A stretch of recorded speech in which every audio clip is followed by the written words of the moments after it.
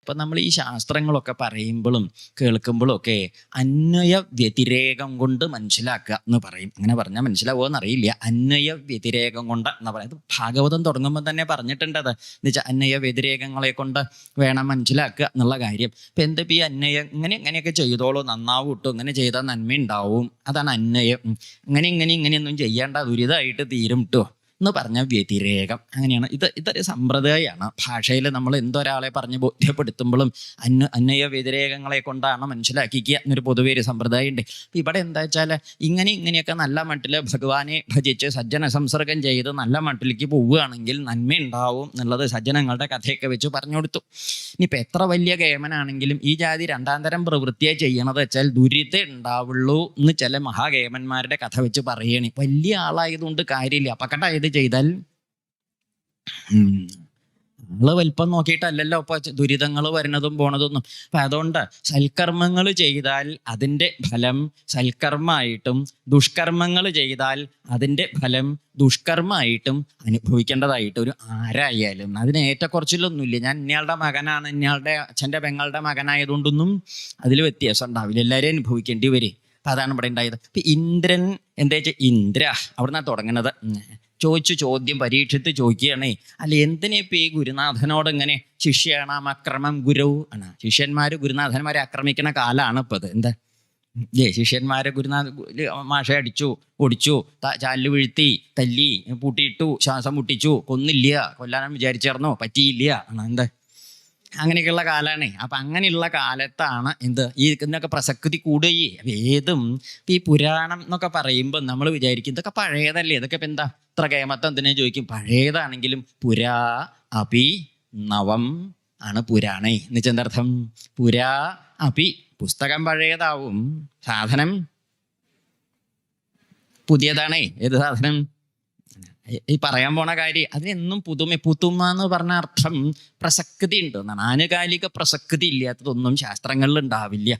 ഏത് കാലത്തേക്കും വേണ്ടതേ അതിൽ പറയുള്ളൂ. അപ്പം എന്തിനാ ഇപ്പം ഈ ഗുരുനാഥനോട് ഈ അക്രമം കാണിച്ചത് ചോദിച്ചപ്പോൾ അതിന് മറുപടി ആയിട്ട് പറഞ്ഞു കൊടുത്തു. ഇന്ദ്രൻ ത്രിഭുവനൈശ്വര്യ മതോല്ലംഘിത സത്പഥ. ഒറ്റ വാചക ശാസം എന്നിട്ടേ വിടാവൂ. എന്താണ്? ത്രിഭുവനൈശ്വര്യ മതോല്ലംഘിത സത്പഥ എന്നാ ഇന്ദ്ര. അങ്ങനെയുള്ള ഇന്ദ്രൻ. എങ്ങനെയുള്ള ഇന്ദ്രൻ? ത്രിഭുവനൈശ്വര്യം. ഈ 3 ലോകത്തിൻ്റെയും മഹിമകള് എൻ്റെ കണക്കിലാണല്ലോ ഇരിക്കണത് എന്നുള്ള ആ കഥ, ആ വിചാരം ഉണ്ടാവുകൊണ്ട് മതം അല്ല മതം ഇപ്പൊ ചിലക്കിലൊക്കെ മത് ആണ്. അങ്ങനെയല്ല. മതം എന്ന് പറഞ്ഞ അർത്ഥം അഹമ്മദി എന്ന് പറയും നല്ല നാടൻ ഭാഷയില്. ആ അഹന്ത കാരണം ഉല്ലംഘിത സത്പഥനായി, സത്പഥത്തെ ഉല്ലംഘനം ചെയ്തു. സത്പഥം സന്മാർഗത്തെ തെറ്റിച്ചു. അപ്പൊ എപ്പോഴാണ് ഈ സന്മാർഗം തെറ്റണത്? അഹമ്മദി കൂടുമ്പോഴാണ്. എന്ത് കൂടുമ്പോൾ? അഹന്ത കൂടിയാൽ നമ്മൾ എന്ത് തെറ്റിക്കും? സന്മാർഗം തെറ്റിക്കും. അപ്പൊ ഈ അഹന്ത കൂടാനുള്ള കാരണം എന്താണ്? അത് കുറച്ച് മുമ്പ് പറഞ്ഞത്. എന്താ? ത്രിഭുവനൈശ്വര്യം. എന്താ? അതാണ്. അതിങ്ങോട്ട് കൂടിയാൽ എന്ത് കൂടും? അപ്പൊ എന്താ കൃത്യമല്ലേ പറഞ്ഞത്? ഇങ്ങനെ കിഴിപ്പെട്ട് നോക്കുമ്പോഴാണ് മനസ്സിലാവുന്നത്. അഹന്ത ഉണ്ടാവണോ? അഹന്ത ഉണ്ടാവുമ്പോഴാണ് സന്മാർഗം തെറ്റിക്കുന്നത്. അപ്പൊ സന്മാർഗം തെറ്റാൻ കാരണം അഹന്തയാച്ചാൽ അഹന്തയ്ക്ക് കാരണം ത്രിഭുവനൈശ്വര്യം കയ്യിലുണ്ടെന്നുള്ള തോന്നലാണ്. അതുകൊണ്ട് തന്നെയുണ്ട്. അപ്പൊ ഇതാരുടെ കഥയാ? അപ്പോ ഇതാരുടെ കഥയാ? ഇന്ദ്രൻ്റെയോ? ഇന്ദ്രൻ്റെ ഒന്നും അല്ലാതെ. ഇന്ദ്രനൊക്കെ ദേവലോകത്ത് സന്തോഷമായിട്ട് കഴിച്ചു കൂട്ടണ്ടേ. ആ ഇന്ദ്രൻ്റെ കഥയൊന്നും ഇവിടെ ചർച്ച ചെയ്യേണ്ട ഒരു കാര്യമില്ല. അദ്ദേഹം കുട്ടികളും കുടുംബമായിട്ട് നന്നായിട്ട് കഴിയണ്ട. പിന്നെ ഈ ഇന്ദ്രൻ്റെ പേരിൽ ഇപ്പം നമ്മുടെയൊക്കെ കഥ നമ്മുടെ മുഖത്ത് നോക്കി പറഞ്ഞാൽ ഇപ്പം കണ്ടാൽ മിണ്ടണവരും പിന്നെ മിണ്ടാണ്ടേ പോവും. നമ്മുടെ കഥ നമ്മുടെ മുഖത്ത് നോക്കി പറഞ്ഞാൽ നമുക്ക് ഇഷ്ടാവുമോ? ഇഷ്ടാവില്ല. അപ്പം നമ്മളെ വെച്ച ഇക്കഥ ബോധ്യപ്പെടുത്തും വേണം. ഏത്? നമ്മുടെ അന്തല്യായ ഏതാ? നമ്മൾ ഈ അന്തല്യാത്ത മട്ടിലാ പോണേന്നുള്ളത് നമ്മൾ ബോധ്യപ്പെടുത്തും വേണം. എന്നാലത് നേരെ എത്താൻ ഇങ്ങനെ കൊയ്ന്നും കുട്ടി എത്താൻ മഹാമോശമായിട്ട് അപ്പം പോണത് അന്തല്യായ തൻ്റെ കയ്യിൽ നല്ലോണം ഉണ്ട്, ഇങ്ങനെ പോയാൽ നേരിയവില്ല എന്നൊക്കെ പറഞ്ഞാൽ നമുക്ക് മുഷിയും, എന്തായാലും ഇഷ്ടാവില്ല. അപ്പൊ പണ്ടേ ഗുരുനാഥന്മാരെന്ത് ചെയ്യും വെച്ചാൽ അവരാണ് എന്ത് ചെയ്തത്? ഇന്ദ്രനാണെങ്കിൽ തരക്കടില്ലേനും ആള് കേമനാണ്, പരിക്കൂല്ല. ഇവിടേക്ക് പരിക്കൂല്ല. കേട്ടവന് ബുദ്ധി ഉള്ളവനച്ചാൽ മനസ്സിലാവുകയും ചെയ്യും. അത് ഉള്ളവനച്ചാലേ വേണ്ടു, ഇല്ലെങ്കിൽ ഇപ്പൊ ഇതൊന്നും വലിയ കാര്യമൊന്നുമില്ല. ഏത്? ബുദ്ധിമീപരുള്ളവർക്കല്ലേ ഇതൊക്കെ വകതിരിച്ച് ചിന്തിക്കേണ്ടു. അതാണ്. അപ്പൊ അങ്ങനെ ഇന്ദ്രന്റെയോ ദക്ഷന്റെ, ഇന്നലെ ഇപ്പൊ ദക്ഷന്റെ കാര്യം പറഞ്ഞിട്ടാ തുടങ്ങിയത്. ദക്ഷന് മോശക്കാരനൊന്നുമല്ല, ബ്രഹ്മാവിന്റെ മകനായിട്ട് വന്നാണ്. ബ്രഹ്മപുത്രൻ ദക്ഷൻ അങ്ങനെ ചെയ്തു, ഇതിപ്പോ ഇന്ദ്രൻ ഇങ്ങനെ ചെയ്തു എന്നൊക്കെ പറയുമ്പോൾ നമുക്ക് തോന്നും എന്ത് ഈ വലിയ വലിയ ആൾക്കാർ ഇങ്ങനെ അന്തല്യായെ കാണിക്കുന്നത്. വലിയ വലിയ ആൾക്കാർ അന്തല്യായെ കാണിക്കുന്നതല്ല, വലിയ വലിയ ആൾക്കാരാണെങ്കിൽ പോലും അന്തല്യായെ കാണിച്ചാൽ ഇങ്ങനെ ആവും എന്ന് കാണിക്കലാണ്. മനസ്സിലായില്ലേ? അതാണ്. അതുകൊണ്ട് ഇന്ദ്രന്റെ കുടുംബ ജാതക കഥകൾ ചിന്തിക്കുന്നതിനേക്കാളും ഭേദം ഇന്ദ്രനെ കൊണ്ട് നമുക്ക് വല്ല കുടുംബകഥ ഉണ്ടോ എന്ന് ചിന്തിക്കലാണ്. അതെന്താ ചോദിച്ചാൽ ഇതൊക്കെ വളരെ ലളിതാണ്. പണ്ടൊക്കെ നമ്മൾ ഈ കുട്ടിക്കാലത്തൊക്കെ കുടുംബത്തെ കുട്ടികളാവണ കാലത്ത് ചെറിയ കുട്ടികളാവുമ്പോഴേ വേണ്ടാത്തത് കാണിക്കുമല്ലോ, നല്ലോണം കാണിക്കുമല്ലോ. എപ്പോഴും കുറവൊന്നുമില്ല, എന്നാലും പണ്ട് കുറെ അധികം കാണിക്കുമല്ലോ. അപ്പം അതുകൊണ്ട് നല്ലോണം കിട്ടുകയും ചെയ്യും. അടി ഇങ്ങനെ നമ്മുടെ കയ്യിൽ നിന്ന് പടക്കാന്ന് പറഞ്ഞിങ്ങനെ കിട്ടും. അടി അങ്ങോട്ട് കിട്ടിയാൽ നമ്മൾ അങ്ങോട്ട് തുടങ്ങും എന്ത് പാട്ട്. നിലവിളി കുറേ നേരം ഉണ്ടാവും. ആ പച്ചമുള ചീന്തണ മാതിരി എന്താണല്ല അർപ്പ് വിളി. അടുത്ത വീട്ടുകാർക്കൊന്നും ജീവിക്കാൻ പറ്റാത്ത ജാതിയിൽ നിലവിളി ഒന്ന് ശമിച്ചാൽ അമ്മ എന്ത് ചെയ്യും? പിടിച്ചു കൊണ്ടുപോകുന്ന അടുക്കളയിലെ തിണ്ണേമ്പിൽ അവിടെ ഇരുത്തിയിട്ട് ഒരു കഥ പറയലുണ്ട്. ആരുടെ കഥയാ പറയാ? അമ്മ കഥ പറയണം, നമുക്ക് ആര് പറഞ്ഞാലും ഇഷ്ടമാണ്. ഇപ്പൊ നമ്മൾ കഥ എങ്ങനെ കേൾക്കാം? അമ്മ കുറുക്കൻ്റെ കഥയാണ് തുടങ്ങിയത്. കുറുക്കൻ്റെ കഥ തുടങ്ങി രണ്ട് വരി ഇങ്ങോട്ട് പറഞ്ഞ് മൂന്നാമത്തെ വരി തുടങ്ങിയപ്പോഴേക്കും നമുക്ക് മനസ്സിലായി ആ കുറുക്കനാരാ. മൂന്നാമത്തെ വരി തുടങ്ങിയപ്പോഴേക്കും നമുക്ക് മനസ്സിലായി ആ കുറുക്കൻ ആരാണ്. ആര്? അമ്മയാ. നല്ല കാര്യായി. ആ കുറുക്കൻ നമ്മളാണ് നമുക്ക് മനസ്സിലായി. ഒരു ആക്ഷേപം ഉണ്ടായില്ല, അമ്മോട് അലോഹ്യം ഉണ്ടായില്ല. അമ്മ എന്നെ കുറുക്കാന്ന് വിളിച്ചു, കുറുക്കനെ പോലെയാക്കി, അല്ലെങ്കിൽ കുറുക്കനോട് ഉപമിച്ചു, അല്ലെങ്കിൽ കുറുക്കന്റെ മാതിരിയാക്കിയിട്ട് കുറുക്കന്റെ ഒപ്പത്തിന് നിർത്തിയിട്ട് എന്നൊന്നും നമുക്ക് ആക്ഷേപം തോന്നിയില്ല. കഥ മുഴുവനും കേട്ടു, എന്നിട്ട് സമാധാനമായിട്ട് എണീറ്റ് പോയി. ശരിയല്ലേ ഇത്? അപ്പൊ അമ്മ എത്ര ബുദ്ധിയുള്ള കൂട്ടത്തിലല്ലേ നമ്മളൊക്കെ പറഞ്ഞ് ബോധ്യപ്പെടുത്തി. ആ അമ്മ അന്ന് ചെയ്ത അതേ സമ്പ്രദായമാണ് ഇവിടെ ആര് ചെയ്യണത്? ഋഷീശ്വരന്മാര് ചെയ്യണത്. കണ്ടില്ലേ? കുറുക്കന്റെ കഥ വെച്ച് നമ്മുടെ കഥ പറഞ്ഞപ്പോൾ നമ്മൾക്ക് വരും മനസ്സിലാവും ചെയ്തു. കുറുക്കൻ ഒരു പരിക്കും. ആ കുറുക്കൻ അന്വേഷിച്ച് നമ്മൾ എവിടെയും പോയിട്ടുണ്ട്. അമ്മ പറഞ്ഞ കുറുക്കൻ ഇപ്പൊ ഏത് കാട്ടിലാണാവോ ചോദിച്ചിട്ട് ഇല്ല. അതുകൊണ്ട് ഈ ഇന്ദ്രൻ ഏത് നാട്ടിലാണ് ഇരിക്കണേന്നൊന്ന് അന്വേഷിച്ച് പോവാൻ നിൽക്കണ്ട. നമ്മുടെ കുടുംബത്തെ ഈ ഇന്ദ്രന്റെ കാര്യം ഒന്നിങ്ങനെ. അതുകൊണ്ട് പറയും ഇന്ദ്രൻ എന്ന് പറയുന്നത് ഇന്ദ്രിയാഭിമാനി എന്നാണ്. എന്താണ് ഇന്ദ്രിയാഭിമാനി? എന്താ ഇന്ദ്രിയാഭിമാനി വെച്ചാൽ? ഇന്ദ്രിയാഭിമാനി പറഞ്ഞാൽ നമ്മളൊക്കെ തന്നെയാണ്. ഈ കണ്ടത് കേമാണ്, കേട്ടതാണ് ശരി, അല്ലെങ്കിൽ തൊട്ടതാണ് മഹാകേമം, അല്ലെങ്കിൽ എൻ്റെ ഇന്ദ്രിയങ്ങളെ കൊണ്ടറിയണ ബാഹ്യമായ വിഷയങ്ങളാണ് പരമമായ കാര്യങ്ങൾ എന്ന് മനസ്സിലാക്കിയിട്ട് ലോകത്തെ അതിനനുസരിച്ച് തീരുമാനിച്ച് രൂപപ്പെടുത്തുന്ന കൂട്ടർ എന്ത് പറയുക? അവരൊക്കെ തന്നെ ഇന്ദ്രന്മാരാ. പരഇന്ദ്രൻ. അതെ. ഇടയ്ക്കിടയ്ക്ക് ഇവിടെ ഇങ്ങനെ ഇന്ദ്രന്റെ കാര്യം ഇനിയിപ്പോൾ അങ്ങോട്ട് മുമ്പിലേക്ക് പോയാൽ ദശമത്തിലൊക്കെ ഉണ്ട്. ഇന്ദ്രൻ വന്ന് ഇപ്പോൾ ഇന്ദ്രനെ ഇന്ദ്രന്റെ പുറപ്പാട ഗോവർദ്ധനോദ്ധരണത്തിന്റെ സമയത്തൊക്കെ ഇന്ദ്രനെ നേരെയാക്കാന്നൊക്കെ ഭഗവാൻ വിചാരിക്കണം. അപ്പൊ ഇന്ദ്രൻ എന്താ പറഞ്ഞത്? കൃഷ്ണം മർത്യമുപാശ്രിത്യ. കൃഷ്ണം രണ്ട് ദിക്കില ഭഗവാൻ ഇന്ദ്രൻ എന്ത് വിളിച്ചത്? മർത്യം, മനുഷ്യൻ എന്ന് വിളിച്ചത്. ഈ ഭാഗവത്തിൽ അനവധി ദുഷ്ടന്മാരുണ്ട്, അവരാരും ഭഗവാനെ മനുഷ്യൻ എന്ന് വിളിച്ചിട്ടില്ലേ. അത് വിളിച്ച ഒരാളാരാന്നറിയൂ? ഇന്ദ്രനാണ്. ഇന്ദ്രനാ വിളിച്ചത്. മനസ്സിലായില്ലേ? കൃഷ്ണൻ മർത്യമുപാശ്രിത്യ. കൃഷ്ണൻ എന്ന് പറഞ്ഞാൽ നിസാരനായ മനുഷ്യനെ കണ്ടിട്ടാ എൻ്റെ നേരെ ധിക്കാരം കാണിക്കണത് ഈ ഗോപന്മാര്. ഗോപാഹ ചക്രുരപ്രിയം, എൻ്റെ നേരെ അപ്രിയം കാണിക്കണോ ഗോപന്മാര് എന്ന് പറഞ്ഞ കഥകളൊക്കെ വരുന്നപ്പോ ഈ ഇന്ദ്രനൊക്കെ ആരാ നിശ്ചണ്ടോ? അത് കഴിഞ്ഞാൽ ഇനി കുറച്ചും കൂടി അങ്ങോട്ട് പോയാൽ ആ പാരിജാതഹരണത്തിൽ ഒരു ഇന്ദ്രൻ വരും. അതായത് യയാച ആനമ്യ കിരീടകോടിഭിർ എന്നാ. എന്താണ്? കാലിക്കല് കുമ്പിട്ട് വീണ് തൊഴുത് നമസ്കരിച്ചതാണ്. എത്ര തവണ? എന്തിന്? ആ കമ്മലും മറ്റേ വരുണന്റെ കൊടയും താക്കോലൊക്കെ ഒന്ന് കിട്ടണേ, തരണേന്നും തരാക്കി തരണേന്നും പറഞ്ഞു യയാച ആനമ്യ കിരീടകോടിഭിർ.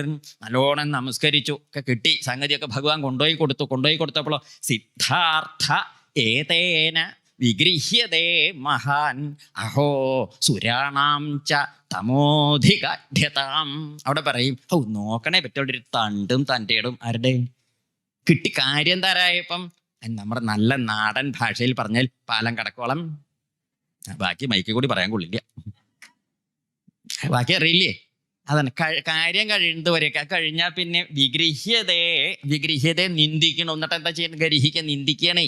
ആ മട്ടാണ്. അപ്പൊ ഇവിടെയൊക്കെ വരുന്നത് ഈ ഇന്ദ്രനാണ്. അപ്പൊ ആ ഇന്ദ്രനെ കുറിച്ച് ഇന്ദ്രനെ ഇങ്ങനെ എടുത്തു വെച്ച് പറയാൻ കാരണം എന്താ ചോദിച്ചാൽ അതൊന്നും ദേവലോകത്തെ കഥയാണെന്ന് കണക്കാക്കിയിട്ട് ദേവലോകം നന്നാവാൻ ഇവിടെ നമ്മൾ കഷ്ടപ്പെടേണ്ട കാര്യമൊന്നും ഇല്ല. പിന്നെ എവിടെ കഷ്ടപ്പെടേണ്ടത്? അവനവൻ്റെ. അപ്പൊ ഈ കഥകളൊക്കെ നമ്മൾ എടുക്കുമ്പം നമ്മുടെ കഥകളായിട്ട് കൂട്ടിയാലേ നമ്മൾക്ക് ഗുണം ഉണ്ടാവുള്ളൂ. ഇല്ലച്ചാൽ നമ്മളിതിങ്ങനെ കേട്ടിട്ട് അഭിപ്രായം പറയാം. ഇതൊക്കെ വടക്കേലെ നമ്മുടെ ശാന്തകുമാരി കേക്ക് തന്നെ വേണം. ആരാ? വടക്കേലെ ശാന്തകുമാരി അമ്മേ. അമ്മ മഹാമോശാണേ. അപ്പൊ അതുകൊണ്ട് അമ്മ ഇതൊക്കെ കേൾക്കണം. നമ്മളോ ഈ മട്ടിൽ അങ്ങോട്ട് പോവും. പരിപാടിയൊക്കെ മഹാകേമാവും. നമ്മൾക്ക് ലെവലേശം നമ്മൾ പഴയ ആ കുറ്റീമ്പിൽ കെട്ടിയ തോണി തന്നെ അവിടെ കിടന്ന് തുഴയാന്നല്ലാതെ ലെവലേശം അത് പോവില്ല. തുഴയണുണ്ട്, പക്ഷെ ഇതങ്ങടും പോവില്ല എന്ന് പറഞ്ഞ മാതിരിയാണ്. ഇപ്പൊ ഇവിടെ പറഞ്ഞത് ഇന്ദ്രൻ ഗുരുനാഥനെ നിന്ദിച്ചു, ബൃഹസ്പതിയെ നിന്ദിച്ചു. ബൃഹസ്പതി ആ കഥയൊക്കെ മുമ്പ് പറഞ്ഞിട്ടുണ്ടാവും വന്ന കൂട്ടരെ. അപ്പൊ അവിടെ നിന്ന് തുടങ്ങാൻ നമുക്ക്. നിന്ദ കാരണം എന്തുണ്ടായത്? ഗുരുനാഥൻ ഇന്ദ്രനെ ഉപേക്ഷിച്ചു, ബൃഹസ്പതി ഉപേക്ഷിച്ചു. ബൃഹസ്പതി ഉപേക്ഷിച്ച കാലത്താണ് ഭഗവാന്റെ നിർദ്ദേശപ്രകാരം ത്വഷ്ടാവിന്റെ പുത്രൻ വിശ്വരൂപനെ ഗുരുവായിട്ട് വാഴിച്ചു. ആ വിശ്വരൂപൻ ഗുരുവായിട്ട് ഇരിക്കണ കാലത്ത് അസുരന്മാരെ കൊണ്ടുണ്ടായ ഉപദ്രവങ്ങള്, ഗുരുനിന്ദ കൊണ്ടുണ്ടായ ക്ഷീണമുണ്ടല്ലോ. അതായത് ലോകത്തിൽ നമ്മൾ ഏത് നിന്ദ ചെയ്താലും എന്ത് അപകടം ചെയ്താലും എന്ത് ചെയ്താൽ മതി?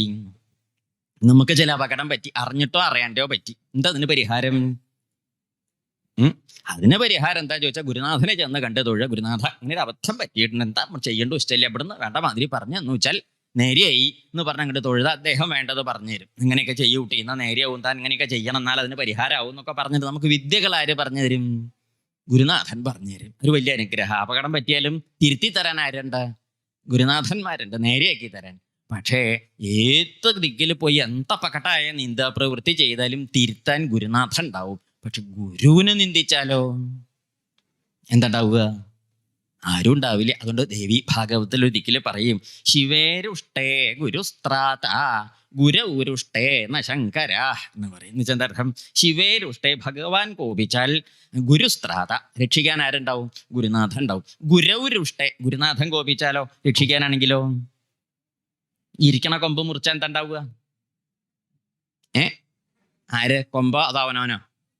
ചിലപ്പം കൊമ്പ് ആദ്യം വീഴും, അതിൻ്റെ മുകളിലേക്ക് നമ്മൾ വീഴും. എങ്ങനെയായാലും നമ്മുടെ കാര്യം തീരുമാനമായി. ചിലപ്പോൾ ആദ്യം നമ്മൾ വീഴും, കൊമ്പ് തലയിലേക്ക് വിടണം, വേഗം തീരുമാനമായി. എന്തായി? ഇരിക്കണ കൊമ്പ് മുറിക്കുക എന്ന് പറഞ്ഞ അർത്ഥം എന്താ?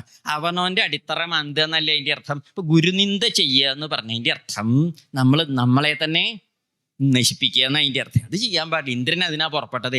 അഹന്ത ഇങ്ങോട്ട് വന്നാലേ ചിലപ്പോൾ അങ്ങനെയൊക്കെ ചെയ്യും. അതപ്പോൾ ഇന്ദ്രൻ ചെയ്തത്. അങ്ങനെ ഗുരു ഉപേക്ഷിച്ച് പോയി. അപ്പോഴാണ് ഈ അസുരന്മാരുടെ പുറപ്പാട് ധാരാളമായിട്ട് വന്നി അസുരന്മാര് കയറി വരാൻ തുടങ്ങി. എന്നുവെച്ചാൽ എന്താർത്ഥം? എന്താ അങ്ങനെ പറഞ്ഞാല്? ഗുരുനിന്ദ ചെയ്തു, ഗുരുത്വം അങ്ങോട്ട് പോയി. ഗുരുത്വം അങ്ങോട്ട് പോയപ്പം അസുരന്മാരും ഇങ്ങോട്ട് കയറി വന്നു എന്നും പറഞ്ഞു. അതെന്താ ഈ അസുരന്മാർ ഇവിടെ പഠിക്കലിങ്ങനെ നിൽക്കുക വരാനായിട്ട്? അവിടെ ഇങ്ങനെ പഠിപ്പരയുടെ അപ്പുറത്ത് നിൽക്കേണ്ട അസുരന്മാരൊക്കെ ഇത് കഴിഞ്ഞ് അങ്ങോട്ട് കയറി വരിക എന്ന് പറഞ്ഞാൽ എന്താ പറഞ്ഞതിൻ്റെ അർത്ഥം? ഇത് ഇടയ്ക്കിടയ്ക്ക് കാണാം നമ്മളൊക്കെ. ഇന്ദ്രാദി ദേവന്മാർക്ക് ഇങ്ങനെ ഒരു ക്ഷീണം ഉണ്ടായി, അപ്പൊ അസുരന്മാര് വന്ന് ഇങ്ങോട്ട് കയറി എന്നൊക്കെ പറയില്ലേ? എന്നുവെച്ചാൽ എന്താ അർത്ഥം? അതൊക്കെ അർത്ഥമുണ്ട്. അർത്ഥം എന്താ ചോദിച്ചാല്, ഈ ആസുരീയമായ ശക്തികൾ നമ്മുടെ ഉള്ളിലേക്ക് എപ്പോഴാണ് കയറി വരിക എന്നറിയൂ? എപ്പോഴാണ് കയറി വരുന്നത്? ഗുരുത്വം നന്മയാണേ. നന്മ പോയാ പിന്നെ ആരാ വരിക? വെളിച്ചം പോയാ പിന്നെ വരുന്ന ആളാരാ? ഏട്ടനോ? ഏട്ടനൊന്നും വരില്ല. വെളിച്ചം പോയി, അപ്പൊ ആ വെളിച്ചം പോയ ദിക്കിലേക്ക് പകരക്കാരൻ ആരാ വരിക?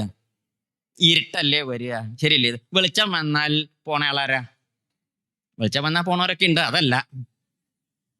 കള്ളന്മാരെ പിടിച്ചു പറിക്കാരൊക്കെ വെളിച്ചം വന്നാൽ പോണവരെ അവരല്ല ഉദ്ദേശിച്ചത്. അവരൊക്കെ ഇരുട്ടിന്റെ കൂട്ടരാണ്. അതൊക്കെ അവര് ആരുടെ കൂടെ ഇങ്ങോട്ട് പോകും? വെളിച്ചം ഇങ്ങോട്ട് വന്നാൽ ഇരുട്ടം ഇങ്ങോട്ട് പോവും. ഇരുട്ടിന്റെ കൂടെ ഇരുട്ടിന്റെ ആൾക്കാരും പോവും, ശരിയല്ലേ ഇത്? അപ്പൊ ഇരുട്ട വെളിച്ചം എന്ന് പറയില്ലേ? അപ്പൊ എന്ന് പറയും പോലെയാണ് നന്മ കയ്യിൽ നിന്ന് അങ്ങോട്ട് പോയാൽ പിന്നെ ഉള്ളിലേക്ക് വന്ന് കൂടെ ഏതാണെന്നറിയോ? ദുരിതങ്ങളും കഷ്ടപ്പാടും ബുദ്ധിമുട്ടുകളും വന്നുകൂടെ. ഇപ്പൊ ഗുരുനിന്ദ കൊണ്ടുണ്ടായ ബുദ്ധിമുട്ടാണ് ഈ അസുരന്മാരുടെ പുറപ്പാട്. അർത്ഥം എപ്പോഴാണോ നമ്മുടെ കയ്യിൽ നിന്ന് നന്മകൾ പോണത് അപ്പോഴേക്ക് ആര് കയറി വരും? ദുരിതങ്ങളും തിന്മകളും വന്ന് കയറി നമ്മളെ ആക്രമിച്ചു. അതാണ് ഈ ദേവാസുര സമ്പ്രദായം. അല്ലാതെ ദേവന്മാരെ കുപ്പായിട്ട് ഇവിടെ നിൽക്കണു, മറ്റവരവിടെ എണ്ണയും തേച്ച് നിൽക്കണു എന്നൊക്കെ ഉള്ള മട്ടിലൊക്കെ അതൊക്കെ രണ്ടാമത്തെ കഥാകൽപ്പനകളൊക്കെ ശരി തന്നെയാണ്. സാധാരണക്കാരായ ആളുകളെ സംബന്ധിച്ച് കുറുക്കൻ്റെ കഥ, ഇതിൻ്റെ കഥ നമ്മൾ കുറുക്കൻ്റെ കഥ പറഞ്ഞില്ലേ? കുറുക്കൻ്റെ കഥ പോലെ അങ്ങനെയൊക്കെ കുറുക്കൻ്റെ കഥ ഇതിൽ കുറുക്കന്മാർ വർത്തമാനം പറയുമോ? ഒക്കെ ശരിയല്ലേ? ഇത് കുറുക്കനും മാനിയും സിംഹമൊന്നും വർത്തമാനം പറയില്ല, നമ്മൾ ചെയ്യും പോലെ ചെയ്യില്ല എന്നൊക്കെയുള്ള കാര്യം നമ്മൾക്ക് എല്ലാവർക്കും ഒന്നും ഇഷ്ടമുണ്ടെങ്കിലും നമ്മൾ എല്ലാവരും ഇത് കേട്ട് ആസ്വദിക്കണില്ലേ? കാരണം എന്താ ചോദിച്ചാൽ അതല്ല അതിൻ്റെത്. അതിൽ ചില ആശയങ്ങളും ചില ആസ്വാദനങ്ങളും ഒക്കെ ഉണ്ട്. അതാണ് അതിൽ പ്രധാനം എന്ന് പറയും പോലെ. ഈ ഇന്ദ്രൻ്റെ ഉള്ളിൽ അഹന്ത ഉണ്ടായ സമയത്ത് നന്മകൾ പോയ ഇന്ദ്രൻ കഷ്ടത്തിലായിട്ട് ദുരിതത്തിലായിട്ട് ചെന്ന് ചേർന്നു. അപ്പൊ എന്താ ഉണ്ടാവണു? ഭഗവാൻ അപ്പൊ എന്താ പറഞ്ഞത്? ഇന്ദ്ര, നിന്നെ രക്ഷിക്കാൻ ഞാൻ വിചാരിച്ചിട്ടും കാര്യമില്ല. എന്ത് വേണം? നീ ഒരു ഗുരുവിനെ തരാക്കിക്കോളൂ. അതായത് പറഞ്ഞതിൻ്റെ അർത്ഥം എന്താണെന്നറിയൂ? ഈശ്വരാനുഗ്രഹം പോലും നേരാവണ്ണം കിട്ടണമെങ്കിൽ എന്ത് വേണമെന്നറിയോ? ഗുരുത്വം ഉണ്ടാവണം. ഗുരുത്വം ഇല്ലാത്തവന് ഈശ്വരാനുഗ്രഹവും കിട്ടില്ല. പക്ഷെ നമ്മൾ പറയും ഗുരുനാഥനൊക്കെ പോട്ടെ, നമുക്ക് എവിടെ, അതുകൊണ്ട് കാര്യമില്ല, കിട്ടില്ല. തീരെ കിട്ടി. ഇപ്പം നമ്മുടെ കുടുംബത്ത് പണ്ട് നാട്ടിൽ വെള്ളപ്പൊക്കം ഉണ്ടായി, ഗംഭീര വെള്ളപ്പൊക്കം. 18-ലെ വെള്ളപ്പൊക്കം അല്ല കേട്ടോ, അതിൻ്റെ മുമ്പത്തെ വെള്ളപ്പൊക്കം. വലിയ വെള്ളപ്പൊക്കം ഉണ്ടായിട്ട് അങ്ങോട്ട് മുങ്ങിയില്ലേ, തെക്കിണി വടക്കണി പടിഞ്ഞാട്ടൊക്കെ മുങ്ങി, എല്ലാം മുങ്ങി, പത്തായപ്പരം മുങ്ങി, നെല്ലൊക്കെ മുളച്ചു. 3 ദിവസം വെള്ളം നിന്നു. 3-ാമത്തെ ദിവസത്തേക്ക് പിന്നെയൊക്കെ എന്താവും, വടക്കേ ചായ്പ് വീണു. ആകെ ദുരിതമായി. ഒക്കെ കൂടെ കഷ്ടപ്പാടും ദുരിതം നഷ്ടവും കഷ്ടവും മാത്രമേ ഉള്ളൂ. ഏതല്ലെങ്കിൽ തന്നെ ദാരിദ്ര്യം. അതിൻ്റെ ഇടയ്ക്ക് ഇപ്പം നിധിയും കൂടെ. അപ്പം ആരോ പറഞ്ഞ, അടുത്തുള്ള ആൾക്കാരൊക്കെ പറഞ്ഞു, തിരുമേനി ഒരു കാര്യം ചെയ്യൂ, തിരുവനന്തപുരത്ത് പോയിട്ടൊന്ന് പരാതി എഴുതി കൊടുത്താൽ മതി, വെള്ളപ്പൊക്കത്തിന്റെ ദുരിതാശ്വാസ നിധിന്ന് അവിടെ ഉണ്ടല്ലോ, അങ്ങനെയുണ്ട്. അപ്പൊ അതിന്ന് സഹായം കിട്ടും, തിരുമേനി പൊക്കോളൂ. തിരുവനന്തപുരത്തേക്ക് പോകണമെങ്കിൽ എത്ര ഉറുപ്പ്യ വേണം? അതിനൊക്കെ തരാവോ? നമ്മൾ അതിനൊന്നും പോയില്ല. എന്താ ചാവട്ടെ, വെള്ളത്തിൽ പോയതാ, അതിൻ്റെ തിരുവനന്തപുരത്ത് പോയാൽ പിന്നെ അതും പോവില്ലേ. അപ്പൊ നമ്മൾ കഷ്ടത്തിലായി പോയില്ല. ഒരു ദിവസം ഇങ്ങനെ അമ്പലത്തിൽ പൂജ കഴിഞ്ഞ് 10-10:30 മണിക്ക് ഇങ്ങനെ പോരുന്ന സമയത്ത് അവിടുന്ന് കമ്മിറ്റിയിലുള്ള ഒരാൾ പറഞ്ഞു, തിരുമേനി ഇവിടെ അടുത്തൊരിക്കലും മുഖ്യമന്ത്രി ഒരിക്കലും ഇവിടെ ഏതൊരു പെട്ടിക്കട ഉദ്ഘാടനം ചെയ്യാൻ വന്നിട്ടുണ്ട്, അവിടെ പോയി എന്ത് തരാവും? തിരുവനന്തപുരത്തേക്ക് ഒന്നും പോകണ്ട, അവിടെ നിന്ന് തന്നെ ഇങ്ങോട്ട് എഴുതി കൊടുത്താൽ മതി, അദ്ദേഹത്തിന് ഇവിടുന്ന് കണ്ടാൽ മതിയല്ലോ എന്നും പറഞ്ഞു. അപ്പൊ അവര് കടലാസിൽ നിന്ന് നമ്മൾ നിശ്ചയുള്ള ഭാഷയിലൊക്കെ ഒന്ന് എഴുതി ഒരു കടലാസ് ഉറയിൽ ഇട്ടിട്ട് മുണ്ടിന്റെ മടക്കിൽ വെച്ച് തട്ടുകൊടുത്ത് അഴിച്ചിട്ടില്ല, അതിൻ്റെ ഇടയിൽ തിരികെ വെച്ച് അങ്ങോട്ട് പോയി. അവിടെ ചെന്ന് അപ്പൊ അദ്ദേഹം അവിടെ പ്രസംഗിച്ച് ഇറങ്ങണ ദിക്കിൽ നമ്മളിങ്ങനെ വരച്ച് നിൽക്കണത് കണ്ടപ്പോൾ അദ്ദേഹത്തിന് പാവം കഷ്ടം തോന്നി. ഇതെന്തോ കഷ്ടപ്പാടില്ല, ചെന്ത തിരുമേനി ഇങ്ങനെ വിഷമിച്ച് നിൽക്കണത്.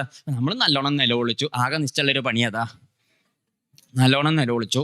എന്താ പറഞ്ഞ്, കഷ്ടപ്പാടാണ് ഇത്, ഇവിടുന്ന് അങ്ങോട്ട് വാങ്ങണേ എന്ന് പറഞ്ഞ് എന്ത് ചെയ്തു, ഈ എഴുതിയ കടലാസ് പരാതി അങ്ങോട്ട് കൊടുത്തു.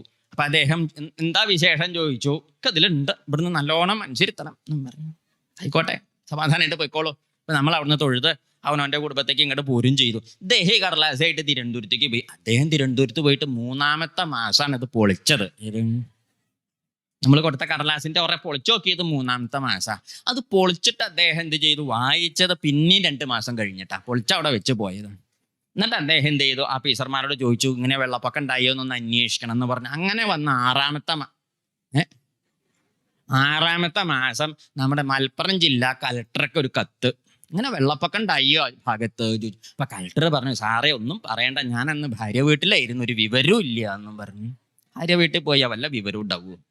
അപ്പൊ അതുകൊണ്ട് അദ്ദേഹത്തിന് അറിയില്ല. അപ്പൊ അദ്ദേഹം പറഞ്ഞു, ഞാൻ ഒരാഴ്ച കൊണ്ട് എന്ത് ചെയ്യാം, വിവരം തരാമെന്നും പറഞ്ഞു. അദ്ദേഹം കലക്ടർ, മലപ്പുറം ജില്ലാ കളക്ടറെ, അദ്ദേഹം എന്ത് ചെയ്തു, അദ്ദേഹം നേരെ തഹസീൽദാർക്ക് ഒരു കത്തെഴുതി. തഹസീൽദാർ ചോദിച്ചു, ഇങ്ങനെ വെള്ളപ്പൊക്കം ഉണ്ടായി ചോദിച്ചു. അപ്പൊ തഹസീൽദാർ രാമൻകുട്ടിയാര് പറഞ്ഞു, അന്ന് ഞാൻ എൻ്റെ ഭാര്യയും ഞാനും കുട്ടികളും കൂടി, മൂത്തോള് സാവിത്രി ബോംബെയിൽ പെറ്റിടക്കുകയായിരുന്നു, അവിടേക്ക് പോയത് അറിഞ്ഞതുകൊണ്ട് ഒരു നാട്ടിലത്തെ ഒരു വിവരം ഇല്ല എന്നും പറഞ്ഞു.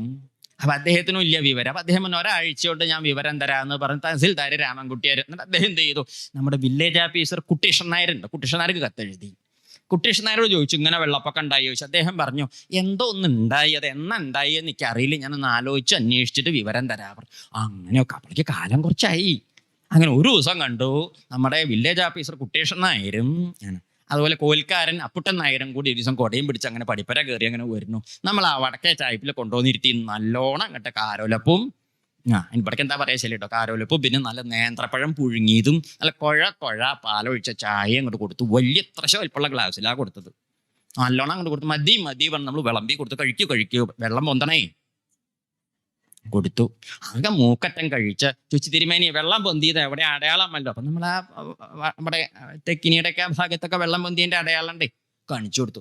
അപ്പൊ അദ്ദേഹം ചെന്ന് മറ്റേ സാധനമൊക്കെ കൊണ്ടുവന്ന് അളക്കണ സാധനമൊക്കെ കൊണ്ടുവന്നു. അപ്പൊ നമ്മൾ കാണിച്ചു കൊടുത്താൽ വെള്ളം നിന്നതിന്റെ അടയാളമൊക്കെ ഉണ്ട്. അമ്പോ അതിനേക്കാൾ 1.5 മീറ്റർ അധികം അങ്ങോട്ട് പൊന്തി വെള്ളം. അജാതി അപ്പാണേ കൊടുത്തത്, വെള്ളം അങ്ങോട്ട് പൊന്തിയില്ലേ. കടലാസ് എവിടെ എത്തി? വില്ലേജ് ഓഫീസർ അടിയിൽ ഒപ്പിട്ടു, എഴുതി വെള്ളം പൊന്തിയോന്നോ. ഇജാതി ഒരു പൊന്തല് ഉണ്ടായിട്ടില്ല എന്ന് അങ്ങോട്ട് എഴുതി കൊടുത്തു, അളവും കൃത്യമായിട്ട്. ഇത് തഹസിൽദാരുടെ അടുത്ത് എത്തി. തഹസിൽദാർ അതിൻ്റെ അടിയിൽ ഗംഭീരമായിട്ട് പൊന്തി എന്ന് പറഞ്ഞ അടിയിൽ ഒപ്പിട്ടിട്ട് കളക്ടറാണെങ്കിലോ, നീ എന്താ പറയേണ്ടത്, മഹാക്കേമല്ലേ എന്ന് പറഞ്ഞ് പൂട്ടിട്ട് ആര് കൊടുത്തു? കളക്ടർ. ഈ കത്ത് തിരിച്ചെവിടെ എത്തി? തിരുവനന്തപുരത്തെത്തി. അങ്ങനെ തിരുവനന്തപുരത്തെത്തി കത്ത് അവിടെ ഇരുന്ന്, കത്തിന് ഏതാണ്ട് ഒരു നമ്മളെ പാത്രപാകം എന്ന് പറയും. എന്താ പാകം?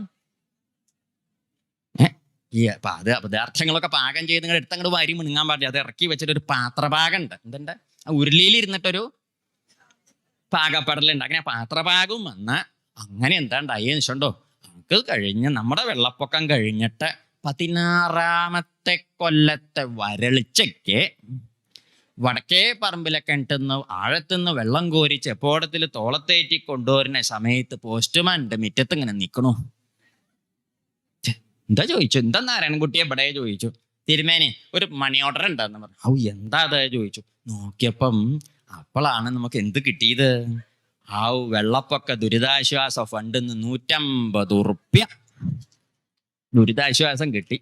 പ്രായം കൂടിച്ചാൽ സംഗതി കിട്ടി. എന്ത് കിട്ടി മനസ്സിലായില്ലേ? ഇതാണ് എന്ത്. അപ്പൊ മുഖ്യമന്ത്രിക്ക് നമുക്ക് എന്തെങ്കിലും തരണം എന്നൊക്കെ മോഹം ഉണ്ടാവും. പക്ഷെ അദ്ദേഹത്തിന് തോന്നിയ മാതിരി അങ്ങോട്ട് തരാൻ പറ്റില്ല. ആരുടെ കടലാസ് വേണം? എന്താരും മിണ്ടാത്തത്? വില്ലേജ് ഓഫീസർ കുട്ടിഷൻ നായർ ഒപ്പിട്ട കടലാസ് കിട്ടിയാൽ തന്നെ മുഖ്യമന്ത്രിക്ക് അതിന്റെ മുകളിൽ എന്തെങ്കിലും പണിയെടുക്കാൻ ശരിയല്ലേ ഇത്? അപ്പൊ നമ്മൾ ചോദിക്കാച്ച മുഖ്യമന്ത്രിയോ വലിയ ആളോ കുട്ടിഷൻ നായർ വില്ലേജ് ഓഫീസറോ വലിയ ആള്, അത് തീരുമാനാക്കിയിട്ട് മതി. ബാക്കി അത് ആദ്യം തീരുമാനിക്കുക. ആരാ വലിയ ആള്? കണ്ടോ? സംശയമില്ലേ? ഇപ്പം സംശയമില്ലേ? അത് തന്നെയാ പറഞ്ഞത്. അപ്പൊ മുഖ്യമന്ത്രി വലിയ ആളാണ്, ശരി തന്നെയാണ്, വലിയ ഭരണാധിപനൊക്കെ. ഇദ്ദേഹം ചെറിയൊരു വില്ലേജിന്റെ പരിധിയിൽ അദ്ദേഹത്തിന് പരിമിതി ഉണ്ട്. എന്നാലും ഇദ്ദേഹത്തിന്റെ കഥ ഇല്ല വെച്ചാൽ അദ്ദേഹത്തിന്റെ വലിയ കഥ പുറപ്പെടില്ല. ഇതുപോലെ ഈശ്വരാനുഗ്രഹം നമുക്ക് ഉണ്ടാവും. പറഞ്ഞത് അല്ല, അത് ഇങ്ങോട്ട് കിട്ടണമെങ്കിൽ എന്ത് വേണം? അതിന്റെ ഇടയ്ക്ക് നമ്മുടെ കുട്ടികൃഷ്ണൻ നായരുടെ ഇന്ന് പറഞ്ഞ മാതിരി എന്ത് വേണം? ഗുരുത്വം. ഗുരുത്വം പറഞ്ഞാൽ മനസ്സിലാവില്ല. അപ്പൊ ഗുരുത്വം ഇല്ലെങ്കിൽ ഒന്നും നേരെ. അത് നമ്മുടെ നാട്ടിൽ നല്ലോണം വിവരമുള്ളവരുണ്ട്. ഒരു അക്ഷരം പറഞ്ഞാൽ മനസ്സിലാവില്ല. എന്താ കാരണം? ഗുരുത്വം വേണ്ട മാതിരി ഇല്ലാത്ത. ഇനി അത്രയ്ക്കൊന്നും കഥയൊന്നും ഉണ്ടാവില്ല. ഗുരുത്വം ഉണ്ടെങ്കിലോ ഒക്കെ വേണ്ട മാതിരി ഇങ്ങനെ തോന്നിക്കോളും. അതിപ്പോ നമുക്ക് ഇപ്പൊ എവിടെ തോന്നിയത് അത് തോന്നിക്കോളും. തലയിൽ കൈ വെച്ചിട്ടുണ്ടെ മറ്റേ നീ നന്നാവും കിട്ടുവോ, എന്താ താനേ നന്നാവുമെന്ന്. എന്താ വേണ്ടത് അല്ലേ? ശരിയല്ലേ? അതാണ് ഗുരു. ആ ഗുരുത്വത്തിനെയാണ് ആര് കളഞ്ഞത്? ഇന്ദ്രൻ കളഞ്ഞത്. അപ്പൊ അതുകൊണ്ട് ഭഗവാൻ പറഞ്ഞിട്ട് ഗുരുവിനെ അങ്ങനെയാണ് ഇദ്ദേഹത്തിന്റെ പുറപ്പാട്. ആരുടെ? വിശ്വരൂപനെ ഗുരുനാഥനാക്കണത്. വിശ്വരൂപൻ ഗുരുനാഥനായിട്ടിരിക്കുന്ന സമയത്ത് ഇന്ദ്രന് രക്ഷയ്ക്ക് എന്താ ചെയ്തു കൊടുത്തത്? പട്ടാളത്തെ കൊടുത്തത്. ഇന്ദ്ര തന്റെ രക്ഷയ്ക്ക് ഞാൻ എന്ത് കൊടുത്തു? അപ്പൊ തൊട്ടുമുമ്പ് കേട്ടതല്ലേ നമ്മള്. എന്ത് കൊടുത്തു? ഒരു മന്ത്ര കൊടുത്തത്. എന്താ പേര്? നാരായണ കവചം. ഈ കവചം എന്ന് പറഞ്ഞാൽ കവചം പറഞ്ഞാൽ ആയുധമൊന്നും അല്ലാതെ ഒരു ആയുധങ്ങളൊന്നും ഏൽക്കാണ്ടിരിക്കാനുള്ള ഒരു ആവരണം. അപ്പം നമ്മൾ യുദ്ധത്തിന് പോകുന്ന സമയത്ത് പറയും കൊണ്ടുപോകുന്ന സാധനങ്ങൾ വാമര തോമര ശര കുന്ത കവച ബന്ധാതി ഭിണ്ടിപാല ശൂല മുസല മുദ്ഗര വരാഹ കർണ കണപ കർപ്പണ ശങ്കുത്രാശി ഗജ. ആയുധങ്ങളുടെ പേരതൊക്കെ പഴയ കാലത്തെ. അപ്പൊ അതിൽപ്പെട്ട സാധനമാണ് എന്ത്? വാമരം തോമരം ശരം കുന്തം കവചം കബന്ധം ഭിണ്ടിപാലം ശൂലം മുസലം മുദ്ഗരം വരാഹ കർണം കണപം കർപ്പണം ശംഖു ത്രാസി ഗജ. ചിലതൊക്കെ കേട്ട പരിചയല്ലേ? അതൊക്കെ മതി. മറ്റത് പരിചയപ്പെട്ടിട്ട് വലിയ കാര്യമില്ല. പലഹാരമൊന്നും അല്ലത്. എന്താ ആയുധങ്ങളുടെ പേരാണേ. അപ്പൊ ഈ ആയുധങ്ങളുടെ കൂട്ടത്തിൽ പെട്ടതാണ്. ആയുധമല്ല, എന്താന്ന് വെച്ചോട്ടോ, അതൊരു ആവരണമാണ്. അപ്പൊ നമ്മളിപ്പോ ഈ ഇങ്ങനെ യുദ്ധമൊക്കെ ചെയ്യുന്ന സമയത്ത് പോകുമ്പോൾ കുപ്പായൊക്കെ ഇടില്ലേ? പഴയ കാലത്ത് കവചെന്ന അതിന് പറയും, പടച്ചട്ട എന്ന് പറയും മലയാളത്തില്. ഇന്നത്തെ ഭാഷയെ പറഞ്ഞ് ബുള്ളറ്റ് പ്രൂഫ് എന്ന് കേട്ടിട്ടില്ലേ? എന്നുവെച്ചാൽ എന്താ അർത്ഥം? വെടി കൊള്ളാണ്ടിരിക്കാൻ വലിയ വലിയ ആൾക്കാരിടുന്ന കുപ്പായാണ് അത്. വലിയ വലിയ ആൾക്കാർ, പ്രധാനമന്ത്രി, പ്രസിഡന്റ്, മുഖ്യമന്ത്രി, ഗവർണർ ജാതി വലിയ വലിയ ആൾക്കാരൊക്കെ കുപ്പായിട്. നമ്മളൊന്നും ഇടണ്ട. നമ്മളൊക്കെ ആര് വെടിവെക്കാനാ? ഒരു ഉണ്ടപ്പ ആരെങ്കിലും വെറുതെ കളയുമോ? ഇപ്പം വിലയുള്ള സാധനമില്ലേ? ഇല്ലേ? അപ്പൊ അതുകൊണ്ട് നമ്മളൊന്നും പഠിക്കും. വലിയ വലിയ ആൾക്കാർ നമ്മൾ പെട്ട കുപ്പായം തന്നെ നേരെയാക്കിയാൽ മതി. അവരൊക്കെ വലിയ വലിയ ആൾക്കാർ. അപ്പൊ ഈ ജാതി കുപ്പായിട്ടാ വെടി വെച്ചാൽ കൊള്ളില്ല. പക്ഷെ ആ കുപ്പായം പോലെയല്ല. അതാണ് കൊടുത്ത വിശേഷം. എന്താന്ന് ഇഷ്ടമുണ്ടോ? അത് ഒരു വസ്തുവല്ല എന്നാ പറഞ്ഞത്, ഒരു രക്ഷയാണ്. രക്ഷ പറഞ്ഞാൽ മനസ്സിലാവില്ല. ഇത് കയ്യിലുണ്ട് വെച്ചാൽ തന്നെ ആർക്കൊന്നും. ഈ ബുള്ളറ്റ് പ്രൂഫ് എന്നൊക്കെ പറയുമ്പോൾ പരിഹാസത്തിന് പറഞ്ഞതല്ലേ. ഈ ബുള്ളറ്റ് പ്രൂഫ് കുപ്പായത്തിന്റെ പ്രത്യേകത എന്താ വെച്ചാല്, അപ്പൊ അത് രാവിലെ അങ്ങോട്ട് ഇട്ടു, കുളിയും തേവാരൊക്കെ കഴിഞ്ഞപ്പോഴേ അങ്ങോട്ട് ഇട്ടു, 6 മണിക്ക് അങ്ങോട്ട് ഇട്ടു. പക്ഷെ മീനമാസത്തിലെ ചൂടും കുപ്പായത്തിന്റെ അന്തല്ലേ ഒക്കെ കൂടെ ആയപ്പോൾ ഇങ്ങോട്ട് വല്ലാണ്ട് ഇങ്ങോട്ട് മുഷിഞ്ഞു. ഒരു സന്ധ്യ ആയപ്പോഴൊക്കെ അങ്ങോട്ട് തീരെ അങ്ങോട്ട് പറ്റാണ്ടേ. എന്ത് മുഷിച്ചിലേരനെ. വൈകുന്നേരം ആയപ്പോൾ നമ്മൾ സന്ധ്യ ആയപ്പോൾ 6-6:30 ആയപ്പോൾ നിശ്ചയം ഒന്ന് കുളിക്കുക നിരീച്ചു. ദൂരിയിട്ട് ആ കുളിമുറിയുടെ കമ്പീമിൽ അവിടെ കുളത്തിയിട്ട് കുളിക്കാൻ അങ്ങോട്ട് കയറി. നമ്മൾ കുളിക്കാൻ അങ്ങോട്ട് കയറിയപ്പോൾ ആ മറ്റോ വെട്ടി അങ്ങോട്ട് വെച്ചത്. കുപ്പായത്തിനൊരു കേടുമില്ല. നമ്മൾ തെക്കേ മുറ്റത്ത് ആലോചിച്ച് നോക്കൂ. വലിയ പ്രത്യേകത ഇതാണ് ബുള്ളറ്റ് പ്രൂഫിന്റെ പ്രത്യേകത. ഇട്ടിരിക്കുമ്പം വെടി വെച്ചാൽ ഇട്ടോന് ഗുണമാണ്, ഊരിയിരിക്കുമ്പോൾ വെടി വെച്ചാൽ കുപ്പായത്തിന് ഗുണമാണ്. അതിന് കേടുപാടുണ്ടാവില്ല. ഇട്ടോന്റെ കാര്യം. പക്ഷെ ഇതല്ല. ഇതെന്താ? ഇത് ഏത് കാലത്തും ഏത് ദേശത്തും കൂടെ നിന്ന നാരായണസ്വാമി ഭഗവാൻ തന്നെ ഒരു കവചമായിട്ട്, കവചം വെച്ചാൽ രക്ഷയായിട്ട് നിന്ന് അനുഗ്രഹിക്കുന്ന ഏർപ്പാടാണ് ആര് കൊടുത്തത്? വിശ്വരൂപൻ ഗുരുനാഥൻ. പക്ഷേ ഇന്ദ്രൻ എന്നിട്ട് എന്ത് ചെയ്തു? അവിടെയും കാണിച്ചു അന്തല്യായ ആ വിശ്വരൂപനെയും വിഡ്ഢിത്തല്ലേ കാണിച്ചത്, വധിച്ചു. ആ വധിച്ചപ്പോൾ ഉണ്ടായി ബ്രഹ്മഹത്യാപാപം, അതുണ്ടായി ഇല്ലേ? അപ്പൊ അങ്ങനെ വിശ്വരൂപനെ വധിച്ചു. വിശ്വരൂപനെ വധിച്ചതിന്റെ ശേഷം എന്താ ഉണ്ടായത്? വിശ്വരൂപനെ വധിച്ചപ്പം ബ്രഹ്മഹത്യാപാപം ഇന്ദ്രന്റെ നേരെ പുറപ്പെട്ടു. ഇന്ദ്രന്റെ നേരെ ബ്രഹ്മഹത്യ വന്നപ്പോൾ ഇന്ദ്രൻ എന്ത് ചെയ്തു വെച്ചാൽ ഈ ബ്രഹ്മഹത്യയിൽ നിന്ന് രക്ഷപ്പെടാനായിട്ട് കുറെ നോക്കി. ഒരു സംവത്സരക്കാലം, ഒരു കൊല്ലക്കാലം എന്ത് ചെയ്തു? ബ്രഹ്മഹത്യ കയ്യിൽ ഇങ്ങനെ മുറുകെ പിടിച്ചിരുന്നു. പിന്നെ പിടിച്ചു നിൽക്കാൻ പറ്റാണ്ട വന്നപ്പോൾ എന്ത് ചെയ്തു? ബ്രഹ്മഹത്യയെ പിന്നെ ഒന്നും ചെയ്യാൻ വയ്യ, പിടിച്ചു നിൽക്കാം. അത്ര കാലൊക്കെ വൈക്കോ പിടിച്ച് ഓരോരുത്തരെ ഭൂമി ഒരംശം, കാലംശം ഭൂമി കൊണ്ടുപോയി, കാൽഭാഗം വെള്ളം കൊണ്ടുപോയി, പിന്നെ കാൽഭാഗം മരങ്ങൾ കൊണ്ടുപോയി, ശേഷിച്ച കാൽഭാഗം സ്ത്രീകളും കൊണ്ടുപോയി. അങ്ങനെ ആര് രക്ഷപ്പെട്ടു? ഇന്ദ്രൻ രക്ഷപ്പെട്ടു. പുരുഷന്മാരൊന്നും വാങ്ങാൻ പോയില്ല, സ്ത്രീകളാ പോയത്. പുരുഷന്മാർ പോയില്ലേ എന്ന്.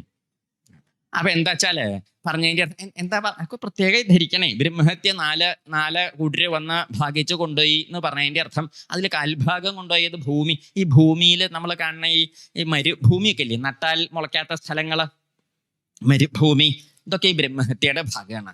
ഈ ബ്രഹ്മഹത്യ വാങ്ങി വെച്ചതിന് പകരമായിട്ട് ഭൂമിദേവിക്ക് ഒരു അനുഗ്രഹവും കൊടുത്തു ഭഗവാൻ. ഈ ഇന്ദ്രനൊരു സൗകര്യം അനുഗ്രഹിച്ചു കൊടുത്തേ. എന്താ കൊടുത്ത അനുഗ്രഹം എന്നറിയോ? എവിടെ കുഴി കുഴിച്ചാലും കുഴി താനേ നികന്ന് പോയിക്കോളും. നമ്മൾ കുഴി കുഴിച്ച് പോന്ന കുറെ കാലം കഴിയുമ്പോൾ കുഴി എന്താവും? കുഴി ആഴം കൂടില്ലല്ലോ, കുറേശ്ശെ ഇങ്ങനെ നികന്ന് വരില്ലേ. അപ്പൊ അങ്ങനെ ഒരു അനുഗ്രഹം ആർക്ക് കൊടുത്തു?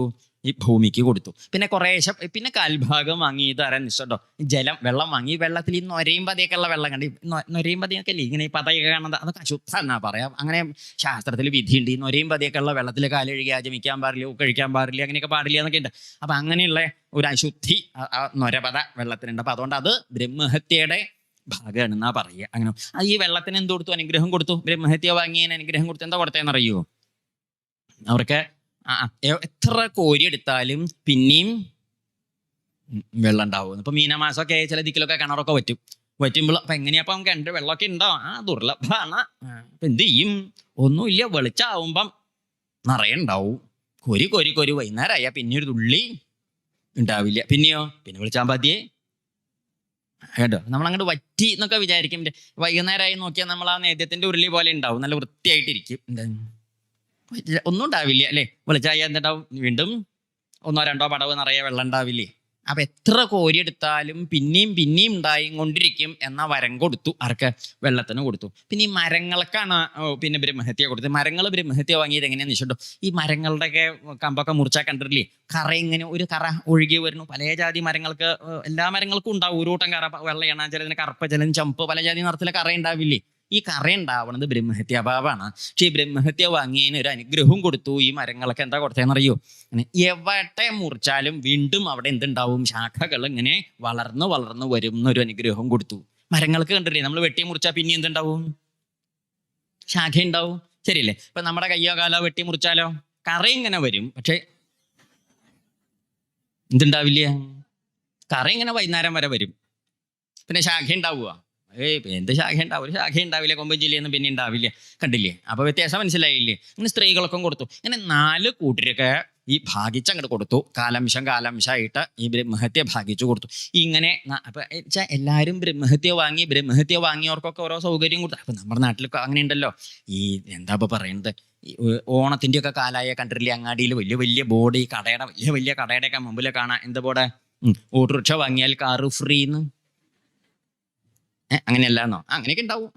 ചെലവാവാത്ത സാധനങ്ങളൊക്കെ ചെലവാക്കാൻ എന്ത് ചെയ്യും? ഓരോന്നിനെ ഇങ്ങനെ മോഹിപ്പിക്കാനായിട്ട് വെക്കില്ലേ? അപ്പൊ അതുപോലെ ബ്രഹ്മഹത്യ വാങ്ങിയവർക്കൊക്കെ ഓരോ സൗകര്യം കൊടുത്തു. അങ്ങനെ എല്ലാവരും ഒക്കെ വാങ്ങിക്കൊണ്ടുപോയി. കാലംശ അങ്ങനെ ഇന്ദ്രൻ രക്ഷപ്പെട്ടു തൽക്കാലം. പക്ഷെ ഈ നമ്മള് ശ്രദ്ധിക്കേണ്ടത് എന്താ വെച്ചാൽ, എത്ര വലിയ ആളാണെങ്കിലും ചെയ്യാൻ പാടില്ലാത്തത് ചെയ്താൽ അത് നമ്മൾ എങ്ങനെ കഴുകിക്കളഞ്ഞാലും വിട്ടു പോവില്ല. നമ്മുടെ കൂടെ അവശ്യം അനുഭോക്തവ്യം കൃതം കർമ്മ ശുഭാശുഭം പറയും ദേവി ഭാഗവത്തിലെ ശ്ലോകം. അത് അവശ്യം അനുഭോക്തവ്യം, നിർബന്ധമായിട്ട് അനുഭവിച്ചേ പറ്റുള്ളൂ. കൃതം കർമ്മ, ചെയ്ത കർമ്മം എന്താ വെച്ചാൽ അല്ലേ? ശുഭാശുഭം. ശുഭാച്ചാൽ അങ്ങനെ, അശുഭാച്ചാൽ അങ്ങനെ അനുഭവിക്കേണ്ട പറ്റില്ല എന്നാ പറഞ്ഞത്. മഹാഭാരതത്തിൽ പറയും, ഒരിക്കലും പറയും, യഥാ ധേനുസഹസ്രേഷു വത്സോ വിന്ദതി മാതരം. അനവധി പശുക്കൾ കൂട്ടായിട്ട് നിൽക്കണേ, ആയിരക്കണക്കിന് പശുക്കൾ കൂട്ടായിട്ട് നിൽക്കുമ്പോഴും പശുക്കടാവിന് തൻ്റെ അമ്മയാരെന്ന് മാറിപ്പോവുമോ? നമ്മുടെ കുട്ടികൾക്ക് മാറിപ്പോവും. ഐഡന്റിറ്റി കാർഡ് ഉണ്ടോ? അത് ചോദിക്കേണ്ടി വരും മനുഷ്യന്റെ കുട്ടികളാണെങ്കിൽ. പക്ഷെ പശുക്കടാവിന് എന്ത് മാറിപ്പോവില്ല? അതിന്റെ അമ്മയെ മാറിപ്പോവുമോ? എന്താ എത്ര കൃത്യല്ലേ? അതുപോലെ ഇപ്പം നമ്മുടെ ബന്ധുക്കളോ സുഹൃത്തുക്കളോ പരിചയക്കാരോ ആരെങ്കിലും ഒരാൾ നമ്മുടെ പേർക്കൊരു മേൽവിലാസം എഴുതിയിട്ട് ഒക്കെ നേരാമണ്ണ എഴുതിയിട്ട് ഏതെങ്കിലും ഇന്ത്യ രാജ്യത്തെ ഏതെങ്കിലും ഒരു പോസ്റ്റ് പെട്ടിയിൽ അത് കൊണ്ടുപോയിട്ടാൽ സാധനം എവിടെ എത്തും? വടക്കേല നാരായണനാരുടെ വീട്ടിലെത്തുവോ? എന്താ കാരണം? അദ്ദേഹത്തിന്റെ മേൽവിലാസം അല്ലല്ലോ അതിന്റെ മുകളിൽ ഇരിക്കുന്നത്, നമ്മുടെ മേൽവിലാസം അല്ലേ. ഈ മേൽവിലാസം എഴുതി നമ്മുടെ ഓരോ കർമ്മത്തിന്റെയും മുകളിൽ എന്തുണ്ടാവും? നമ്മുടെ മേൽവിലാസം ഉണ്ട്. അപ്പൊ അത് നമ്മൾ അമേരിക്കയിൽ പോയിട്ട് കാര്യമില്ല, അവിടേക്ക് വരിക സാധനം. ഏത് യഥാ ധേനു സഹസ്രേഷു, ആയിരക്കണക്കിന് പശുക്കൾ ഇരിക്കുന്ന സമയത്ത് ആ പശുവിൻ്റെ ഇടയ്ക്ക് ഈ കുട്ടി തൻ്റെ അമ്മയെ കണ്ടുപിടിക്കണ മാതിരി നമ്മളെ കണ്ടുപിടിച്ചത് വന്ന് പിടിക്കും. അതുകൊണ്ട് ഇങ്ങനെ ഇന്ദ്രൻ നോക്ക് കഷ്ടപ്പെട്ട് ഇന്ദ്രൻ എന്തേ ചെയ്തു വെച്ചാല് ഈ വിശ്വരൂപൻ തന്നെ നാരായണ കവച മഹിമ കൊണ്ട കാര്യം നേരിയേക്ക് രക്ഷപ്പെട്ടു തൽക്കാലം. എങ്കിലും രക്ഷയുണ്ടായില്ല. ത്വഷ്ടാവിൻ്റെ മകനാണല്ലോ ഈ വിശ്വരൂപൻ. ഈ ത്വഷ്ടാവിന് എന്ത് തോന്നി? തൻ്റെ മകൻ ഇതിലൊന്നും മോഹമില്ലാണ്ടിരിക്കുന്ന സമയത്ത് പിടിച്ചു കൊണ്ടുപോയി ഗുരുനാഥനായിട്ട് വാഴിച്ചു. ഇഷ്ടണ്ടായിട്ട് അച്ഛാ തരക്കടില്ല, ഇന്ദ്ര തൻ്റെ ഗുരുവായിട്ട് കുറച്ചു കാലം ഒന്ന് ഇരുന്നോട്ടെയോ, ഞാനൊന്ന് വന്നിട്ട് സമ്മതം തരുമോ എന്ന് ചോദിച്ച് അങ്ങോട്ട് ചെന്ന് അപേക്ഷിച്ചിട്ട് പോയതാണോ ഈ വിശ്വരൂപൻ? അല്ല. അദ്ദേഹം എന്താ പറഞ്ഞത്? അയ്യോ എനിക്കിതിനൊന്നും വയ്യ, ഗുരു ആവാനൊന്നും എനിക്കെന്ത് താല്പര്യമില്ല, പൗരോഹിത്യം മാഠാപത്യം ഇതൊന്നും എനിക്ക് വേണ്ട എന്ന് പറഞ്ഞുള്ള മട്ടിൽ പോയി ആളാണ് ആര്? ഈ വിശ്വരൂപൻ. എന്നിട്ട് നിർബന്ധിച്ച് ഒട്ടും ഇഷ്ടമില്ലാണ്ട് പിടിച്ചു കൊണ്ടുപോയിട്ടാണ് എന്ത് ചെയ്തത്? ഗുരുവായിട്ട് വാഴിച്ചത്. അങ്ങനെ ഗുരുവായിട്ട് വാഴിച്ചു, രക്ഷയ്ക്കുള്ളത് കൊടുക്കും ചെയ്തു.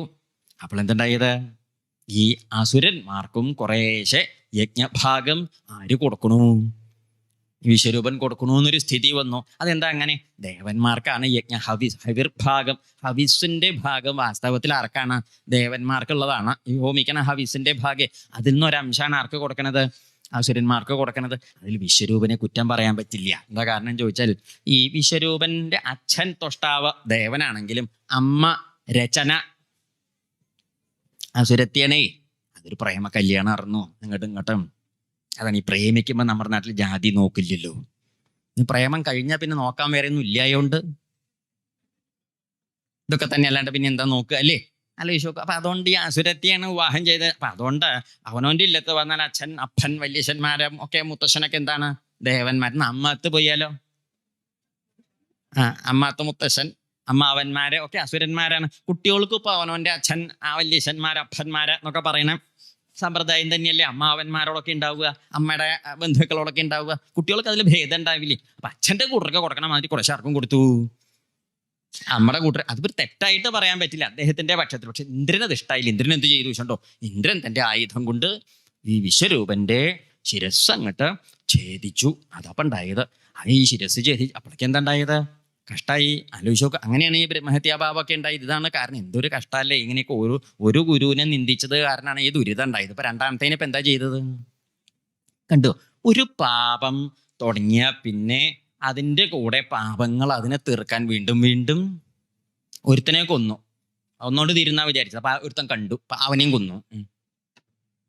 അങ്ങനെ കണ്ടിട്ടില്ലേ? എവിടെ തീരുന്നത്? ശരിയല്ലേ? ഒരു പാപപ്രവൃത്തി ചെയ്താൽ ആ പാപപ്രവൃത്തി നേരെയാക്കാൻ പിന്നെയും അങ്ങനെ ഇതൊന്നും എവിടെയും നിൽക്കില്ല. അതുകൊണ്ടപ്പം ഉണ്ടായത് വിശ്വരൂപനെ നിന്ദിച്ചു. എന്താ വിശ്വരൂപനെ വധിച്ചു.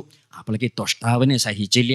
ത്വഷ്ടാവ് എന്ത് ചെയ്തു? തൻ്റെ പുത്രനെ ഇഷ്ടമില്ലാണ്ടിരുന്ന് കൊണ്ടുവന്ന് ഗുരുവാക്കി ഇപ്പൊ കൊല്ലിക്കുകയും ചെയ്തു. ത്വഷ്ടാവ് ധൃതിയിൽ ചെന്ന് എന്ത് ചെയ്തു വെച്ചോ? ഗംഭീരായിട്ട് ആ ഒരു അടങ്ങാത്തൊരു പകയുണ്ടല്ലോ ഇന്ദ്രനോട്, തൻ്റെ മകനെ കൊന്നു എന്നുള്ള പക.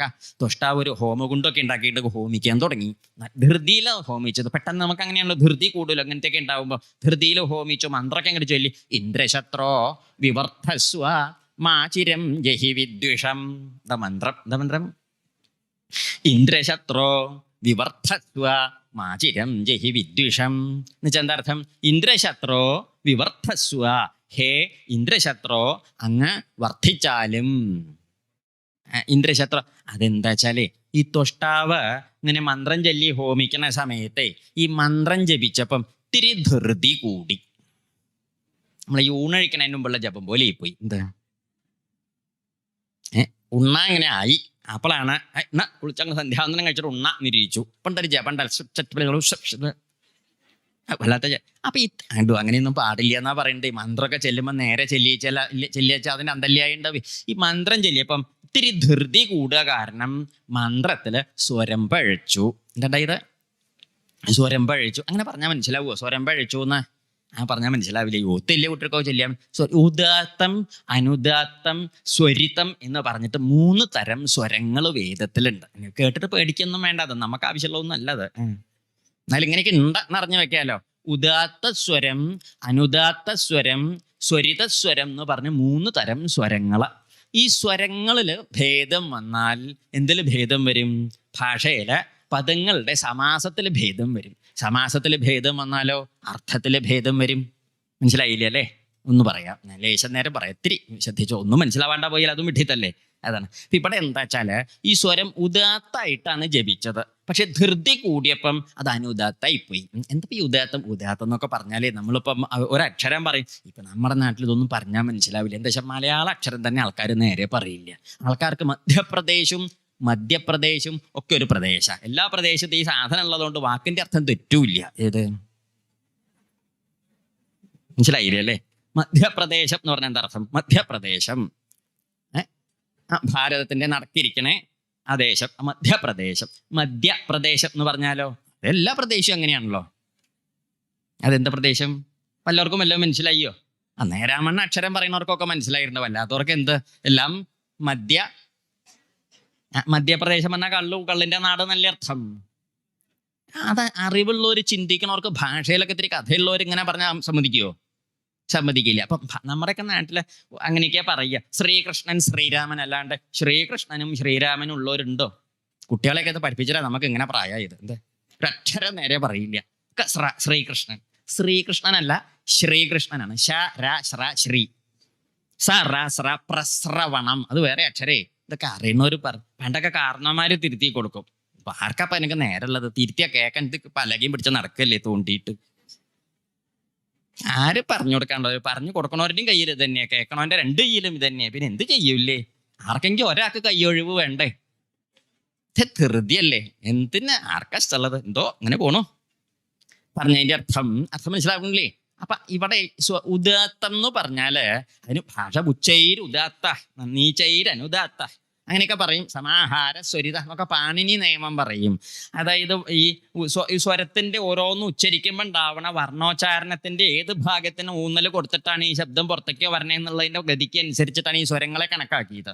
അപ്പൊ ഉദാത്ത സ്വരം ധൃതി കൂടിയപ്പം അനുദാത്തായി. അപ്പൊ ഇന്ദ്രശത്രോ എന്നാണ്. ശ്രദ്ധിച്ച് കേൾക്കണം, എനിക്ക് മനസ്സിലാവില്ല കേട്ടോ. ഇന്ദ്രശത്രോ എന്ന് പറഞ്ഞാൽ അർത്ഥം ഇന്ദ്രസ്യ ശത്രോ, ഇന്ദ്രശത്രോ തൽ സമ്പുദ്ധൗ ഇന്ദ്രശത്രോ എന്നാണ്. ഇന്ന് മനസ്സിലായില്ലല്ലോ, പേടിക്കണ്ട, പറഞ്ഞുതരാം. ഇന്ദ്രസ്യ ശത്രു, ഇന്ദ്രന്റെ ശത്രു എന്നാണ്. എന്താണ് ഇന്ദ്രന്റെ ശത്രു? ഈ ശത്രു എന്നുള്ള വാക്കിന്റെ അർത്ഥം എന്താണെന്നറിയൂ? എന്താ ശത്രു എന്നുള്ള വാക്കിന്റെ അർത്ഥം? മലയാളത്തിൽ എന്താ? മലയാളത്തിൽ വടക്കേല നാരായണൻ ശത്രു, ഞങ്ങളുടെ അമ്മൂട്ടിയമ്മ ശത്രുവാണ്, കമലാക്ഷിയമ്മ ശത്രു, ഒക്കെ ശത്രുക്കളാ പറയാം. ശത്രു എന്ന് പറഞ്ഞാൽ നമ്മൾ മലയാളത്തിൽ പറഞ്ഞ അർത്ഥമല്ല കേട്ടോ. ശത്രു എന്നുള്ള വാക്കിന് സംസ്കൃതത്തിൽ അർത്ഥം ശത്രു ശാതയിത എന്നാണ്. ശാതയിത അവൻ കൊല്ലണോൻ എന്നാണ്. നീ സൂക്ഷിച്ച് പറഞ്ഞോളൂ. ശത്രു എന്നുള്ള വാക്കിന് സംസ്കൃത ഭാഷയിൽ അർത്ഥം എന്താണെന്നറിയോ? നമ്മളെ കൊല്ലാൻ നടക്കണോന്റെ പേരാണ് എന്ത് ആണ്. അപ്പൊ എങ്ങനെയുണ്ട്? നമ്മൾ ശത്രു എന്നൊക്കെ പറഞ്ഞാൽ വല്ല അതിർത്തി തർക്കമൊക്കെ ഉണ്ടെങ്കിൽ ആ ശത്രു എന്ന് പറയാം. കണ്ടാ മിണ്ടാത്തോനെയും അതിൽ കൊല്ലാൻ നടക്കണമെന്നില്ല, രാവിലെ പണിക്ക് പോകണവനെ. എന്നാലും നമ്മൾക്ക് ശത്രുവാ. കാരണം എന്താ? അപ്പൊ അങ്ങനെയുള്ളവര് ശത്രു ആവില്ല. ശത്രു ചൽ കൊല്ലണവൻ. അപ്പൊ ഇന്ദ്രസ്യ ശത്രു എന്ന് പറഞ്ഞ അർത്ഥം എന്താ? ഇന്ദ്രന്റെ ശത്രു എന്ന് വെച്ചാൽ എന്താ അർത്ഥം? ഇന്ദ്രനെ കൊല്ലേണ്ടവൻ ഇതപ്പ ഇവിടുന്ന് വർദ്ധിക്കട്ടെ. എവിടുന്ന്? ഈ ഹോമകുണ്ടത്തുനിന്ന് വർദ്ധിച്ചു വരട്ടെ എന്നാ ഇന്ദ്രനെ കൊല്ലേണ്ടവൻ ഈ ഹോമകുണ്ടത്തുനിന്ന് വർദ്ധിക്കട്ടെ എന്നാണ് ആരുദ്ദേശിച്ചത്? തൊഷ്ടാവ് ഉദ്ദേശിച്ചത്. പക്ഷെ ചൊല്ലി വന്നപ്പോ സ്വരം പഴച്ചപ്പോ എന്തായി? ഇന്ദ്രസ്യ ശത്രു എന്നുള്ളത് ഷഷ്ഠി തൽപുരുഷൻ സമാസാണ്. അങ്ങനെ പറയേണ്ടിരുന്ന, പേടിക്കണ്ട വെച്ചിട്ട്. അത് മാറിപ്പോയി. അത് മാറിയിട്ട് എന്തായിട്ട് തീർന്നു? അത് ബഹുവ്രീഹിയായി. അനുദാത്തായി ഇപ്പൊ എന്തായിട്ട് മാറി? ബഹുവ്രീഹി. എന്താർത്ഥം? ഇന്ദ്രസ്യ ശത്രു എന്നുള്ളത് പോയിട്ട് ഇന്ദ്രൻ ശത്രുവായിട്ടുള്ളവൻ ആരോ അവൻ ബഹുവ്രീഹ്യേ, സംഗതി മാറിപ്പോയി. ഇന്ദ്രൻ ശത്രുവായിട്ടുള്ളവൻ ആരോ അവൻ എന്ന് പറഞ്ഞ ആരാണ്? പി ഉണ്ടാവാൻ പോണൻ. അപ്പൊ ഇന്ദ്രൻ ഇവന്റെ ശത്രു എന്നായില്ലേ? മനസ്സിലായില്ല. ഇന്ദ്രന്റെ ശത്രു എന്ന് പറഞ്ഞാൽ ഇന്ദ്രനെ കൊല്ലണം അവൻ. ഇന്ദ്രൻ ശത്രുവായിട്ടുള്ളവൻ ആരാ? ഇപ്പം ഇവിടെ ഉണ്ടാവണം എന്ന് കണക്കാക്കിയിട്ടുള്ള ഉണ്ണി. അപ്പൊ ഇന്ദ്രൻ ആരാണ്? ഇവന്റെ ശത്രുവാണ്. എന്നുവെച്ചാൽ എന്താ അർത്ഥം? ഇന്ദ്രൻ ഇവനെ കൊല്ലുന്നായി. സംഗതി പെശകായി. ഉദ്ദേശിച്ചതിനേക്കാളും ഉദ്ദേശിച്ചത് വേറെ, പറഞ്ഞു വന്നപ്പം കിട്ടിയത് വേറെ, അർത്ഥം മാറിയില്ലേ? അതങ്ങ് ഈ സ്വരം എന്നൊക്കെ പറഞ്ഞാലേ മനസ്സിലായില്ലേ? ചില ഇപ്പം നമ്മുടെ ഭാഷയിലും സ്വരങ്ങളൊക്കെ പ്രത്യേകതയുണ്ട്. അത് ഉദാത്താദി സ്വരങ്ങളല്ലെങ്കിലും നമ്മുടെ നാട്ടിലും ചില സ്വരം മാറ്റിയാലൊക്കെ. പണ്ട് നമ്മുടെ കയ്യിൽ നിന്ന് ഒരുത്തിനൊരു 5000 ഉറുപ്പ്യ വാങ്ങിയിട്ട് പോയി. അങ്ങനെ ആരും വാങ്ങിയിട്ടൊന്നുമില്ല, വാങ്ങിപ്പോയി. ഇപ്പം നാളെ തരാമെന്നും പറഞ്ഞിട്ടാണ് പോയത്. നാളെ തരാമെന്നും പറഞ്ഞപ്പോൾ നമ്മൾ നമുക്ക് നാളേക്ക് വേണ്ട കാര്യം ഉച്ചയ്ക്ക് വേണ്ടും, രാവിലെ കൊടുത്താൽ ഉച്ചമ്പളേക്ക് തരാമെന്നും പറഞ്ഞിട്ട് അപ്പം പോയതേ. ഇവൻ എന്ത് ചെയ്തു? ഇവൻ ഇതും കൊണ്ടുപോയിട്ട് നാളേകൾ 365 നാളേകൾ 6 തവണ കഴിഞ്ഞു.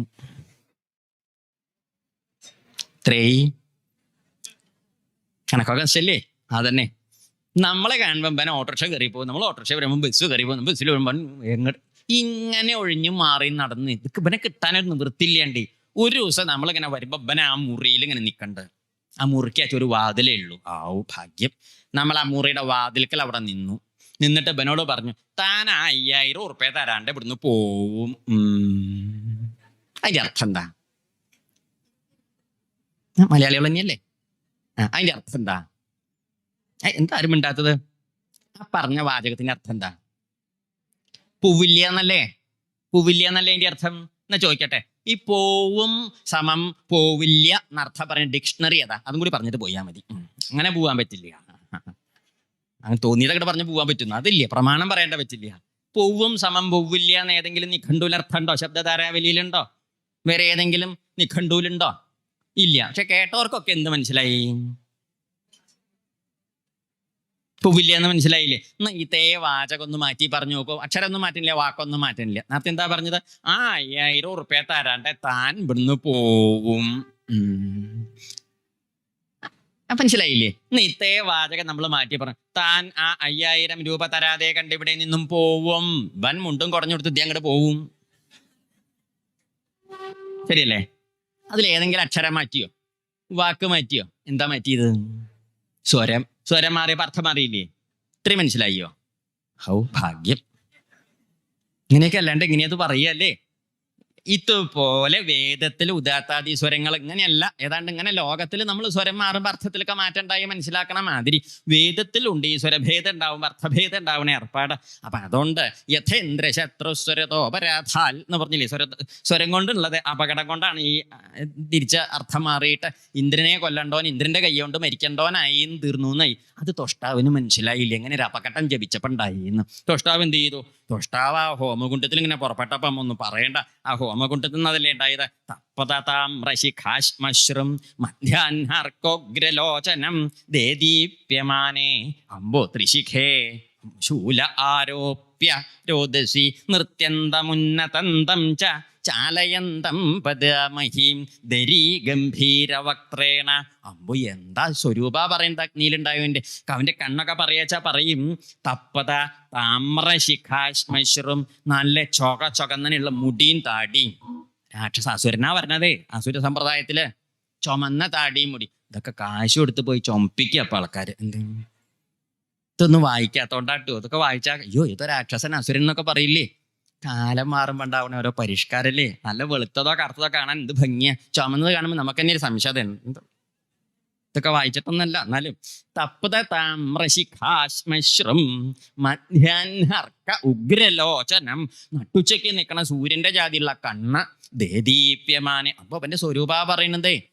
ഇവന്റെ നൃത്യന്തം ഉന്നതന്തം ചാലയന്തം പദമഹീം. ഇവൻ ഇങ്ങനെ നടക്കുമ്പം ഭൂമി ഇങ്ങനെ കുലുങ്ങ. എങ്ങനെ ഉണ്ടാവും അവന്റെ ആ സ്വരൂപ സമ്പ്രദായം? എന്നാലും ഈശോ ദരീ ഗംഭീരവക്ത്രേണ പിപതാച നഭസ്ഥലം. ദരീ വായ ഇങ്ങോട്ട് തുറന്നാലേ അമ്പോ ഒരറ്റം ഇവിടെയും ഒരറ്റ അവിടെയും. അന്തരീക്ഷത്തിന് ഇങ്ങനെ മുഴുങ്ങാൻ തോന്നുന്നു. അപ്പൊ എങ്ങനെയുള്ള വായാവില്ലേ? അമ്പോ ആലോചിച്ച് നോക്കാം, വായൊക്കെ കണ്ടാൽ പേടിയാവില്ലേ? അങ്ങനെയുള്ള വലിയ വായും സ്വരൂപം സമ്പ്രദായമൊക്കെ ആയിട്ട് ഒരുത്തം ഇങ്ങോട്ട് വന്നു. ഇവനെയാണ് എന്ത് വിളിക്കണത്? വൃത്രൻ എന്നാ പറയാ. എന്താ പറയാ? നാവുകൾ കണ്ട നോക്കിക്കോളൂ. എന്താ പേര്? വൃത്രൻ. വൃത്രൻ എന്നാണ് പേര്. പിന്നെ വൃത്രാസുരൻ എന്നും പറയും. വാസ്തവത്തിൽ ജാതി കൊണ്ട് പിന്നെ എന്തല്ല, അസുരനല്ല. ഈ തൊഷ്ടാവിന്റെ മകനല്ലേ? തൊഷ്ടാവ് അസുരനാണോ? ദേവനല്ലേ? ഇപ്പൊ ദേവന്റെ മകൻ ദേവനല്ലേ ആവാൻ വഹിക്കൂ? ശരിയല്ലേ ഇത്? പക്ഷെ ഇവിടെ ഇപ്പൊ എന്താ? ഇവൻ അസുരനായി നല്ല അവന്റെ സമ്പ്രദായം കൊണ്ടാ അവൻ അസുരനായത്. എന്താ വെച്ചാൽ അതിപ്പോ നമ്മുടെ ഇന്നത്തെ ഭാഷയിൽ പറഞ്ഞാലേ അസുരനല്ലെങ്കിലും ഈ ദേവന്മാരുടെ ഭാഗത്തു നിന്ന് പുറപ്പെട്ട റിബല. എന്താണ് റിബൽ എന്ന് കേട്ടിട്ടില്ലേ? റിബൽ ചെന്തർത്ഥം അത് കേട്ടിട്ടില്ലേ? ഇപ്പൊ കേൾക്കാത്ത ആൾക്കാരുണ്ടാവുമോ? നമ്മുടെ പാർട്ടിയിലിരുന്ന് നമ്മുടെ പാർട്ടിക്ക് തെറി വിളിക്കണവന്റെ പേരാണ് എന്ത്? ആണ് റിബലിന്റെ ലക്ഷണം. എന്താ? നമ്മുടെ പാർട്ടിയിലേക്ക് ഇവിടെ ചോറുണ്ണ ഇവിടെ തന്നെ പായയും കിടക്കയും കോശരിയൊക്കെ ഇവിടെ തന്നെ, മുണ്ട വലക്കണതും ഇവിടെ തന്നെ, ഒക്കെ ഇവിടെയാണ്. പക്ഷെ ഇവിടേക്ക് തന്നെ തെറിയും പറയും. തെറി പറയേണ്ടത് എവിടേക്കാ? അപ്പുറത്തേക്കാ പറയേണ്ടത്. പക്ഷെ അങ്ങോട്ട് പറയില്ല, ഇവിടെ തന്നെ പറയും. ഇവൻ എന്താ ഗുണം ചോദിച്ചാൽ ഇവിടെ ഉള്ളവരും ഇവനെ ജയിപ്പിക്കും, അവിടെ ഉള്ളവരും ജയിപ്പിക്കാൻ കൂടും. എന്താ കാരണം? എന്നാലല്ലേ ഇവിടുത്തെ അടുക്കളയത്തേത് ഇവന്റെ വായെ കൂടി പുറത്തേക്ക് കിട്ടുള്ളൂ. മനസ്സിലാവണില്ലേ? അപ്പൊ അതാ അങ്ങനെ ഇവൻ എന്ത് ചെയ്തു? അസുരന്മാരുടെ പക്ഷക്കാരനായിട്ട് മാറി ദേവന്മാരുടെ പക്ഷത്തുനിന്ന് വന്നു. അസുരന്മാരെല്ലാവരും ആരുടെ കൂടെ കൂടി? ഈ വൃത്രന്റെ കൂടെ ഇങ്ങോട്ട് കൂടി. വൃത്രൻ എന്താ ചെയ്തു വെച്ചാൽ ഈ ഭീകര സമ്പ്രദായമൊക്കെ ആയിട്ട് നേരെ ഇങ്ങോട്ട് വന്നു. അപ്പോഴേക്കതാ ദേവന്മാരെല്ലാരും കലശല് കൂട്ടി. എന്താ വേണ്ടു? നിശ്ചല്യണ്ട്. എവിടേക്കാ പോവുക? വർണ്ണ സാധന ജാതിയാണേ. ഈ ജാതി സ്വരൂപം, ഭീകര സ്വരൂപം, ആകാശം മുട്ടണേ കാട്ടാള സ്വരൂപമായിട്ട് ഒരുത്തൻ ഇങ്ങനെ വരുന്നു. അവന്റെ പിമ്പിലാണെങ്കിൽ ആരൊക്കെ ഉണ്ട്? അസുരന്മാരും അങ്ങോട്ട് കൂടി. ഇനിയിപ്പോ ഒന്നും പറയണ്ടല്ലോ. ദേവേന്ദ്രൻ നേരെ ഓടി എവിടേക്ക്? ഭഗവാനെ രക്ഷിക്കണേ രക്ഷിക്കണേ രക്ഷിക്കണേ എന്ന് പറഞ്ഞിട്ട് തൊഴുതു. ഭഗവാൻ പറഞ്ഞു, ഇന്ദ്ര, നിന്നെ രക്ഷിക്കാൻ നിവൃത്തിയില്ല. എന്താ കാരണം?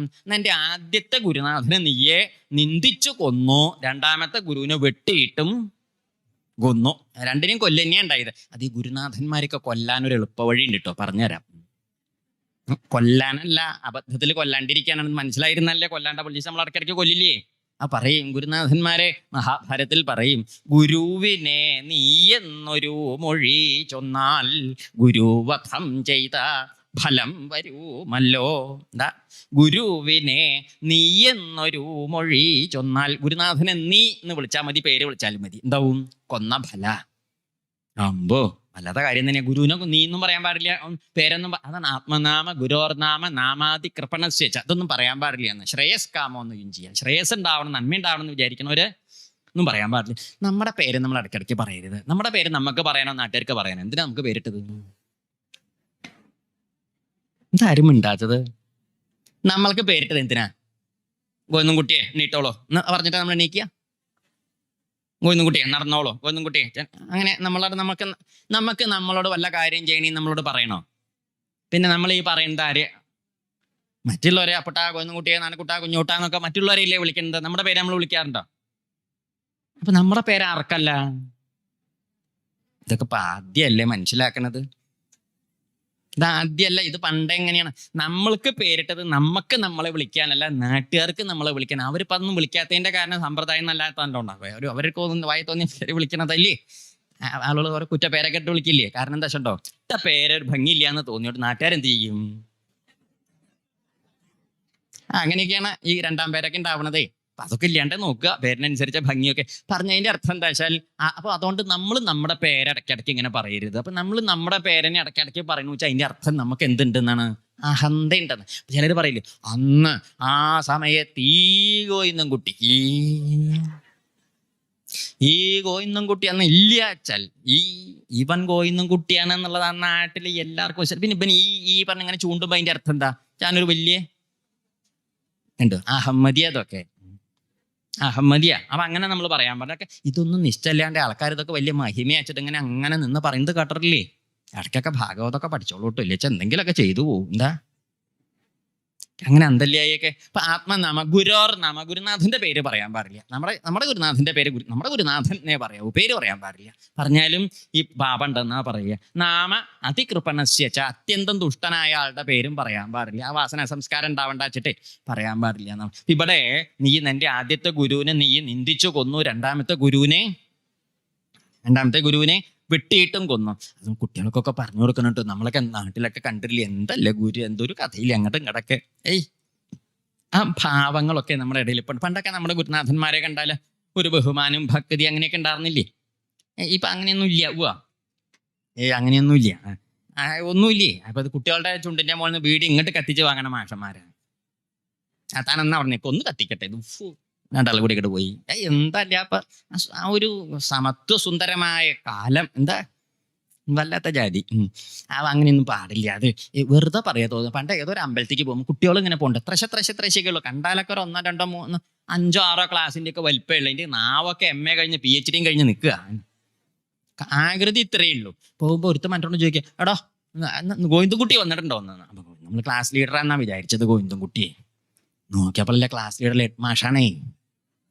ഇവന്റെ അച്ഛന്റെ ഏട്ടനെയൊക്കെ പഠിപ്പിച്ച ആളാണ് ആര്? ഗോവിന്ദൻകുട്ടി മാഷ്. ഈ മാർച്ചിലാ വിളക്ക് വാങ്ങിയത്. എന്ത് വിളക്ക് വാങ്ങാൻ പറഞ്ഞാൽ മനസ്സിലാവില്ല അല്ലേ? അതൊക്കെ അത്ര മനസ്സിലായാൽ മതി.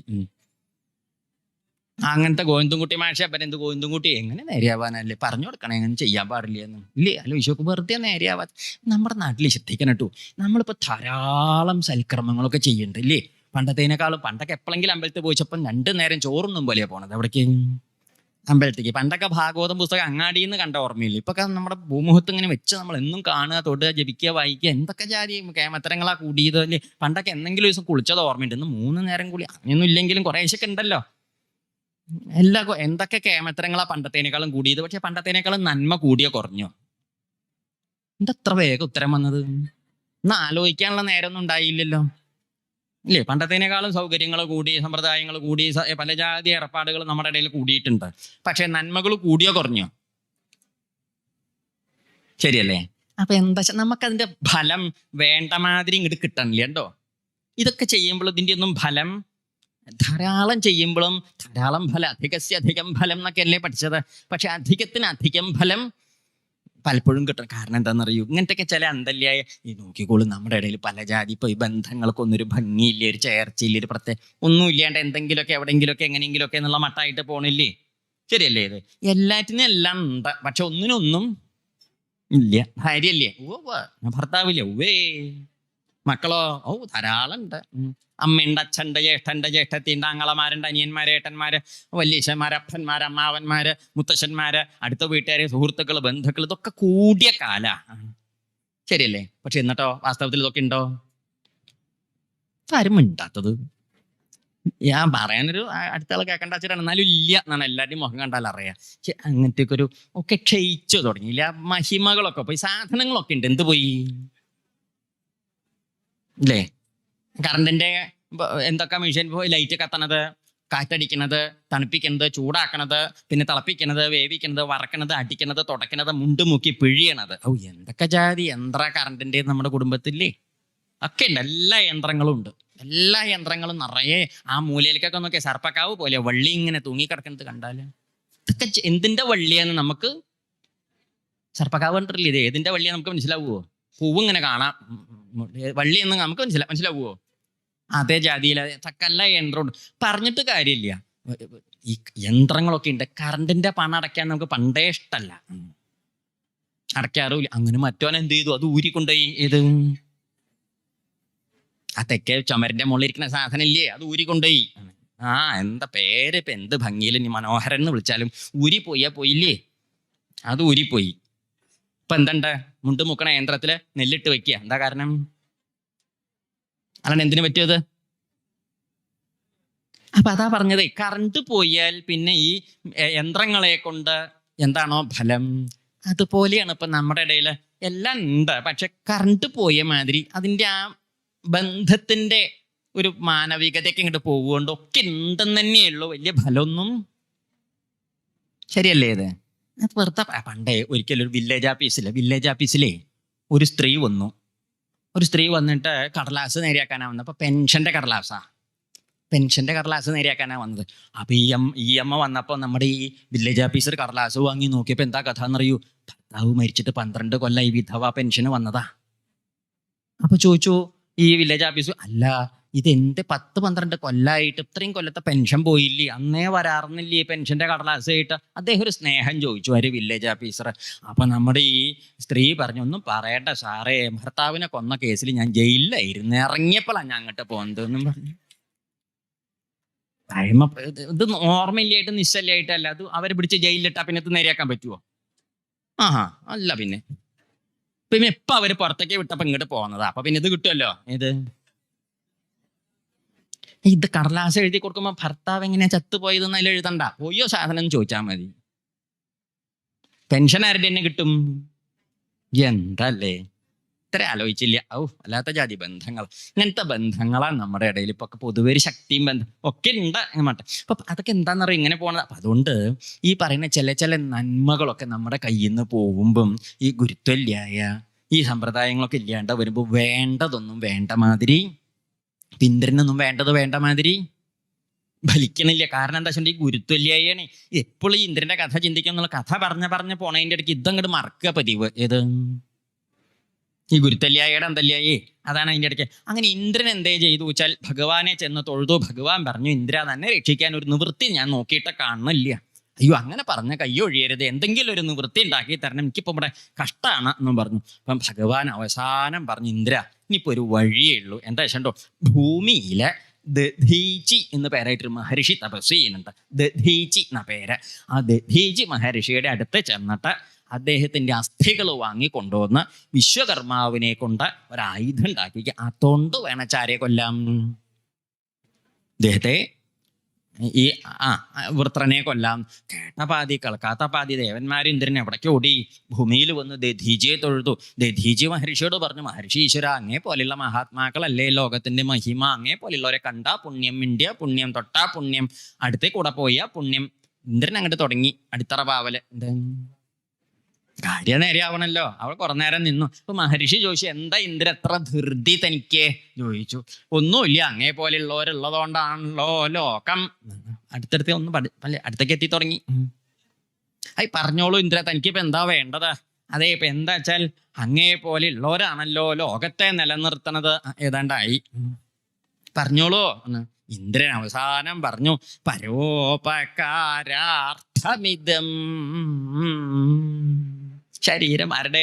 അങ്ങേ പോലെയുള്ള ഒരു ശരീരം തന്നെ ധരിച്ചത് ലോകത്തിന്റെ നന്മയ്ക്കല്ലേ ചോദിച്ചു. പറയൂ ഇന്ദ്ര.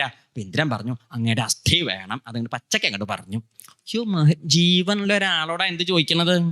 അസ്ഥി വേണമെന്ന്. ഇപ്പൊ നമ്മുടെയൊക്കെ മുമ്പിൽ വന്നു വല്ലൊരു അസ്ഥി ചോദിച്ചാൽ പിന്നെ ചോദിച്ചോന്റെ ദേഹത്ത് അത് ഉണ്ടാവുമോ? നമ്മൾ ഊരിയെടുക്കില്ലേ? ഇല്ലേ? ചോദിക്കണേ, അസ്ഥി വേണം എന്ന്. അപ്പൊ അത് കേട്ടപ്പം മഹർഷി പറഞ്ഞു, എന്താ ഇന്ദ്ര അങ്ങനെയൊക്കെ പറയണത്?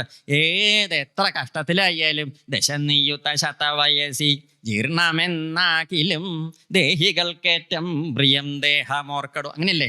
എത്ര പ്രായമായി, കഷ്ടത്തിലായി, വയ്യണ്ടേ, കങ്ങടഞ്ഞി വയ്യ എന്നായാലും നമുക്ക് നമ്മുടെ ശരീരത്തിനോടുള്ള കഥ പോവുമോ? ഇഷ്ടം പോവുമോ? പോവില്ല. നമ്മൾ പറയാനൊക്കെ നമ്മൾ പറയും, ഗുരുവായൂരപ്പ ഇതിൻ്റെ ഇടയിൽ നിന്ന് എന്നെ അങ്ങോട്ട്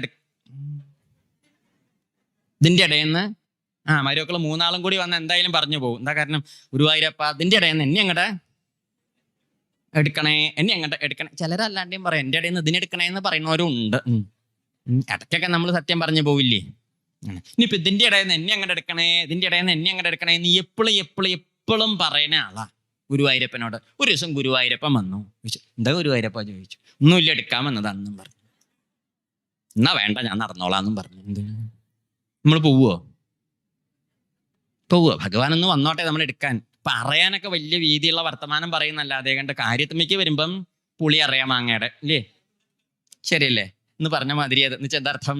പൂവില്ല, പൂവാൻ കൂട്ടാക്കില്ല. അത് നമ്മൾ പറയാനൊരു ഭംഗിക്ക് പറയണ്ട ഈ വർത്തമാനങ്ങളൊക്കെ. അതല്ലാതെ അതിലൊന്നും വലിയ അത് പറഞ്ഞില്ലേ, ഗുരുവായൂരപ്പ എനിക്കിപ്പം മരിക്കണേനൊന്നും എനിക്ക് പേടിയില്ല, കിടക്കരുത്, ഓടിങ്കൊണ്ട് മരിക്കണം എന്നാ. വല്ലാത്ത ജാതി മരണാവോ?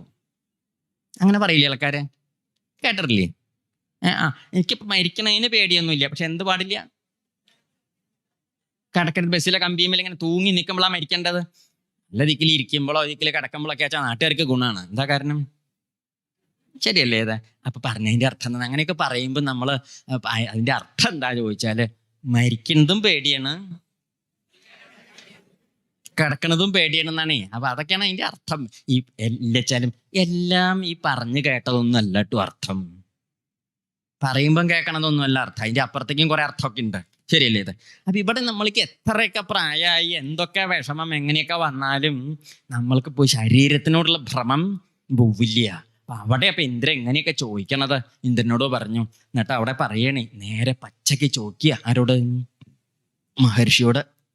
അസ്ഥി തരും. അവിടെ ഒരു വാചകമുണ്ട്, ഭാഗവതത്തിലിട്ടു, ശ്രദ്ധിച്ച് കേൾക്കണേ. ദേവന്മാര് പറയുന്നതാ. എന്താ? നനു സ്വാർത്ഥപരോ ലോക നവേദ പരസങ്കടം. എവിടെയെങ്കിലും എഴുതി വെച്ചോളൂ കേട്ടോ, അങ്ങനെ പോയിട്ട് കുടുംബത്ത്. ആർക്കും മനസ്സിലാവുന്നില്ല, എഴുതി വെച്ചിട്ടൊന്നും കാര്യമില്ല. എന്താ അല്ലേ മനസ്സിലാവട്ടെ ഇതെന്താണെന്ന്. നനു സ്വാർത്ഥപരോ ലോക നവേദ പരസങ്കടം. എന്തർത്ഥം? ലോകർക്ക് എന്തേ ഉള്ളൂ, അവനോന്റെ കാര്യം നേരെയാവണമെന്നേ ഉള്ളൂ. അല്ലാതെ മറ്റുള്ളവരുടെ വിഷമം ഇപ്പൊ എന്താ അവർക്ക് വല്ലവർക്കും ഉണ്ടോ? പരസങ്കടം ആരെങ്കിലും അറിയുന്നുണ്ട്? മറ്റുള്ളവരുടെ വിഷമം ആരെങ്കിലും അറിയാം? അവനോന്റെ കാര്യം അങ്ങോട്ട് എപ്പോഴും അങ്ങനെ തന്നെയല്ലേ ലോകത്തിൽ. അത് എപ്പോഴും അങ്ങനെ. പണ്ട് തീവണ്ടി കയറാൻ നമ്മൾ റെയിൽവേ സ്റ്റേഷനിൽ ഇങ്ങനെ നിൽക്കുക, നല്ല തിരക്കുള്ള ദിവസം, എന്താ ഇഷ്ടമില്ല, തീവണ്ടി അച്ഛൻ അങ്ങോട്ട് വന്ന് താമരപ്പൂ വിരിഞ്ഞ മാതിരിയാ വണ്ടി വന്നത്. ഇത് ആൾക്കാർ കാല് മാത്രമേ വണ്ടിയിൽ വെച്ചുള്ളൂ, മറ്റേതൊക്കെ പുറത്തേക്കാ.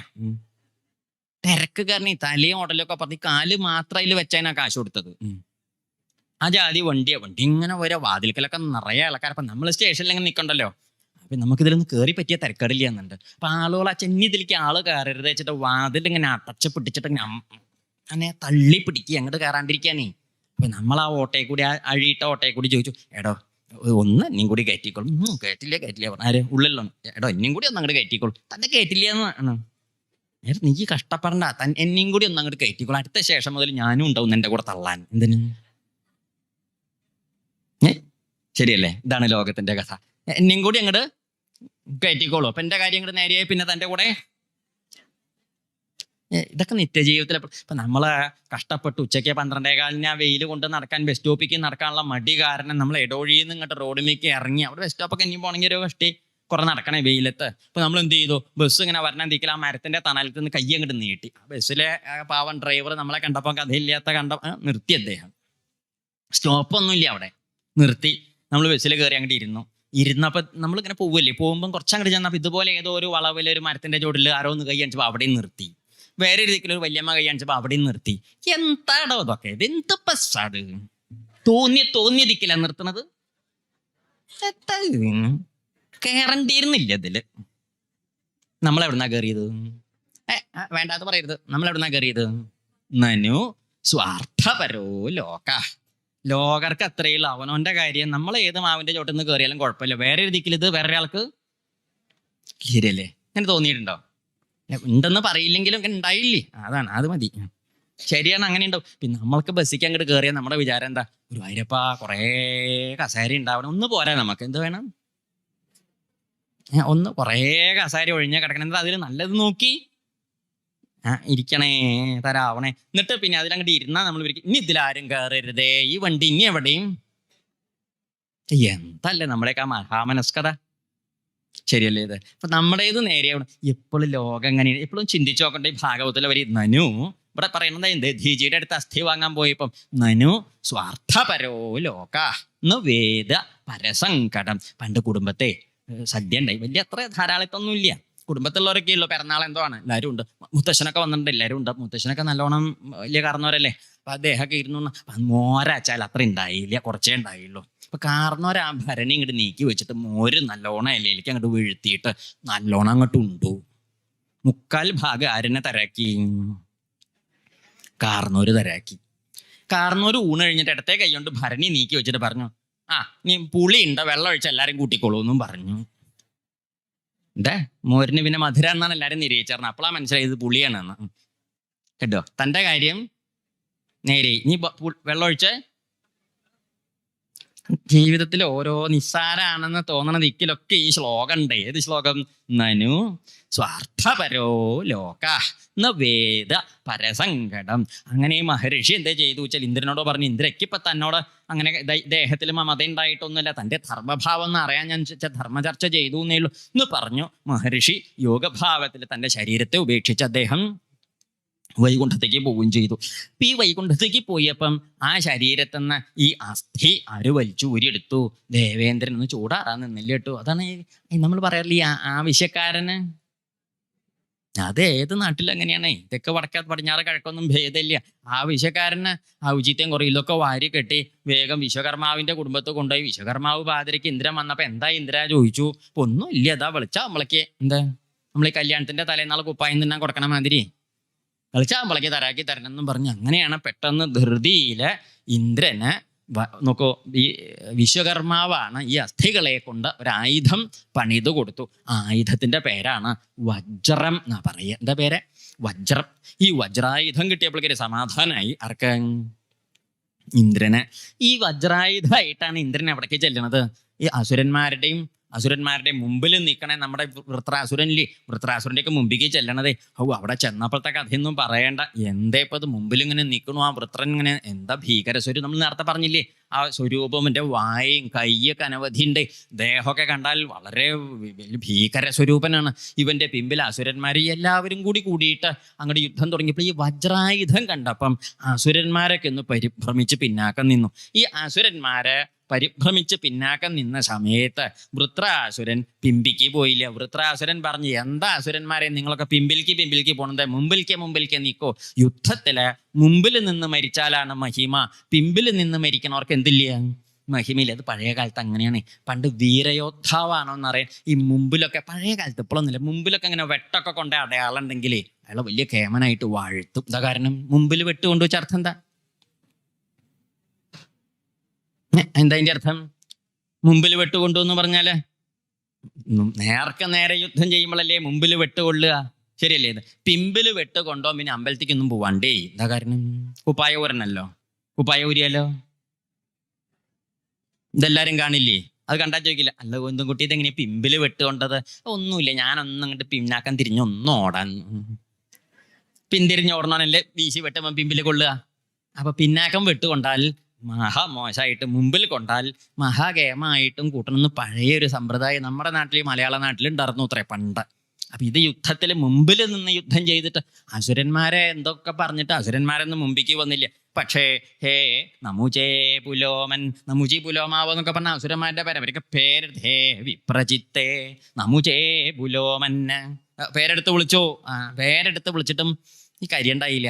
ഒടുക്കം നമ്മുടെ ഈ വൃത്രാസുരൻ തന്നെ നേരെ യുദ്ധത്തിനായിട്ട് അങ്ങോട്ട് ചെന്നു ഇന്ദ്രന്റെ മുമ്പിലേക്ക് ചെന്നപ്പോ ഇന്ദ്രൻ ഇവന്റെ ഈ വരവന്നെ മമർദ്ദ പദ്ഭ്യാം എന്നാണ്. ഇവൻ നടക്കുമ്പോൾ തന്നെ ഇവന്റെ ഈ വരവൊക്കെ കണ്ടാൽ നമ്മൾ ഈ വാൽമീകി രാമായണത്തിൽ പണ്ട് നമ്മുടെ കുംഭകർണന്റെ ഒരു വരവ് വർണ്ണിക്കുന്നുണ്ട്. ശ്രദ്ധിച്ചിട്ടുണ്ടോ? അത് കുംഭകർണന്റെ വരവ്.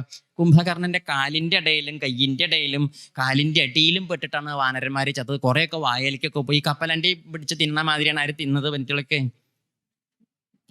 കുറെ എണ്ണം വായലിക്ക് വീണ്ടുന്നില്ല. നീ ചവയ്ക്കാൻ പറ്റാത്തതുകൊണ്ട് ചെവി കൂടി പോകുന്നവരൊക്കെ വീണ്ടും കുപ്പായിട്ട് അങ്ങോട്ട് ചെന്നു അത്രേ. അങ്ങനെയൊക്കെ പറയില്ല. അപ്പൊ ആ പറഞ്ഞതിന്റെ അർത്ഥം എന്താ ചോദിച്ചാൽ ഇവന്റെ ആ ഭീകര സ്വരൂപം, ആ ഭാവവും അതിൻ്റെ ഇടയ്ക്ക് വാനരന്മാരുടെ ഒരു സ്വരൂപത്തിന്റെ പ്രത്യേകതയും കാണിക്കാനാണ് അങ്ങനെ വർണ്ണിക്കുന്നത്. അതേ മട്ടാണ് ആരുടെയും സ്വരൂപം വർണ്ണിക്കുന്നത് ഇവിടെ ഈ വൃത്രാസുരന്റെ. വൃത്രാസുരനാണെങ്കിൽ മുമ്പിലേക്ക് വന്നിട്ട് ഇന്ദ്രനോട് പറഞ്ഞു, ഇന്ദ്ര നിന്നെപ്പോലൊരു ദുഷ്ടനെ ആദ്യമായിട്ടാ കാണുന്നത്, സന്തോഷമായി എന്തായാലും കണ്ടതുകൊണ്ടാന്നും പറഞ്ഞു. ഇങ്ങനെ ഒരുത്തൻ യോ ബ്രഹ്മ ഗുരുഹ ഭ്രാതൃഹാ ചത്രഹ തികഞ്ഞോരില്ല.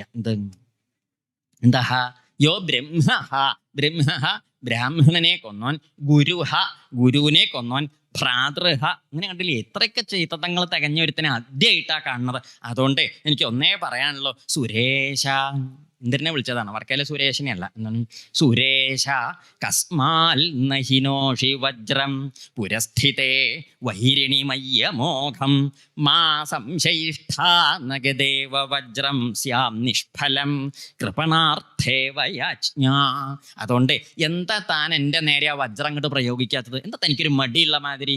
എൻ്റെ നേരെ ഇങ്ങോട്ട് പ്രയോഗിച്ചോളൂ. എന്തിന്? എനിക്ക് ഇങ്ങനെ മടിയൊന്നും ഇല്ല. തൻ്റെ വജ്രത്തിന്റെ മുമ്പിൽ പേടിയോ മടിയൊന്നും ആയിട്ട് വന്നോനൊന്നുമല്ല ഞാൻ. എന്താ കാരണം എന്നറിയോ? ഞാനൊക്കെ കണക്കാക്കിയിട്ടാ വന്നത്. എവിടേക്ക്? അഹം സമാധായ മനോയഥാഹ സംകർഷണത്വചരണാരവിന്ദേ. ആ സംകർഷണമൂർത്തിയായിട്ടുള്ള ഭഗവാന്റെ തൃപ്പാദത്തിൽ സർവസ്വം സമർപ്പിച്ചിട്ടാണ് ഞാൻ വന്നത്. എനിക്ക് മരിക്കണതോ ജയിക്കണതോ ഇനി വേറെ എന്തെങ്കിലും ഉണ്ടാവണതോ എന്നെ സംബന്ധിച്ചിട്ട് എന്തല്ല, ഒരു വിഷയമല്ല. എന്താ കാരണം? എനിക്കത് ബാധകല്ല. ജയിച്ചാലും അതെന്നെ ബാധിക്കില്ല, മരിച്ചാലും അതെന്നെ ബാധിക്കില്ല. ഇത് രണ്ടുമല്ലാത്തൊരു സ്ഥിതി ഉണ്ടായാലും എന്നെ ബാധിക്കില്ല. എന്താ കാരണം? അഹം ഞാൻ സമാധായ മനോയഥാഹ മനസ്സ്, എൻ്റെ ഹൃദയം ഞാൻ ഭഗവാന്റെ പാദത്തിൽ വെച്ചുറപ്പിച്ചിട്ടുണ്ട്. എന്നിട്ടാണ് ഞാനിത് പറയുന്നത്. അതുകൊണ്ട് പുറപ്പെട്ടു.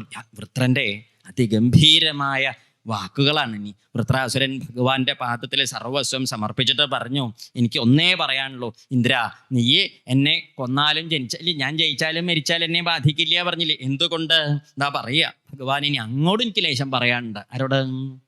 അഹം ഹരേ, അങ്ങനെ അഹം ഹരേ തവ പാദൈകമൂല ദാസാനുദാസോ ഭവിതാസ്മി ഭൂയ. ഭഗവാനെ അതാ വേണ്ടത്. എങ്ങനെ?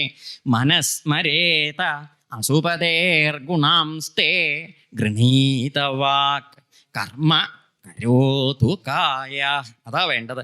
അഹം ഹരേ തവ പാദൈകമൂല ദാസ. അല്ലേ, ഭഗവാന്റെ തൃപ്പാദ ദാസന്റെ ദാസനാവാനുള്ള അനുഗ്രഹം ഉണ്ടാവണേ എന്നാ പറഞ്ഞത്. ഭഗവാന്റെ ദാസനാവണേ എന്ന് പറഞ്ഞില്ല. എന്താ പറഞ്ഞത്? ദാസാനുദാസോ ഭവിതാസ്മി ഭൂയ. പണ്ട് പറഞ്ഞില്ലേ കുലശേഖര മഹാകവി, ത്വൽഭക്ത ഭൃത്യ പരിചാരക ഭൃത്യ ഭൃത്യ ഭൃത്യസ്യ ഭൃത്യ ഇതി മാം സ്മര ലോകനാഥ.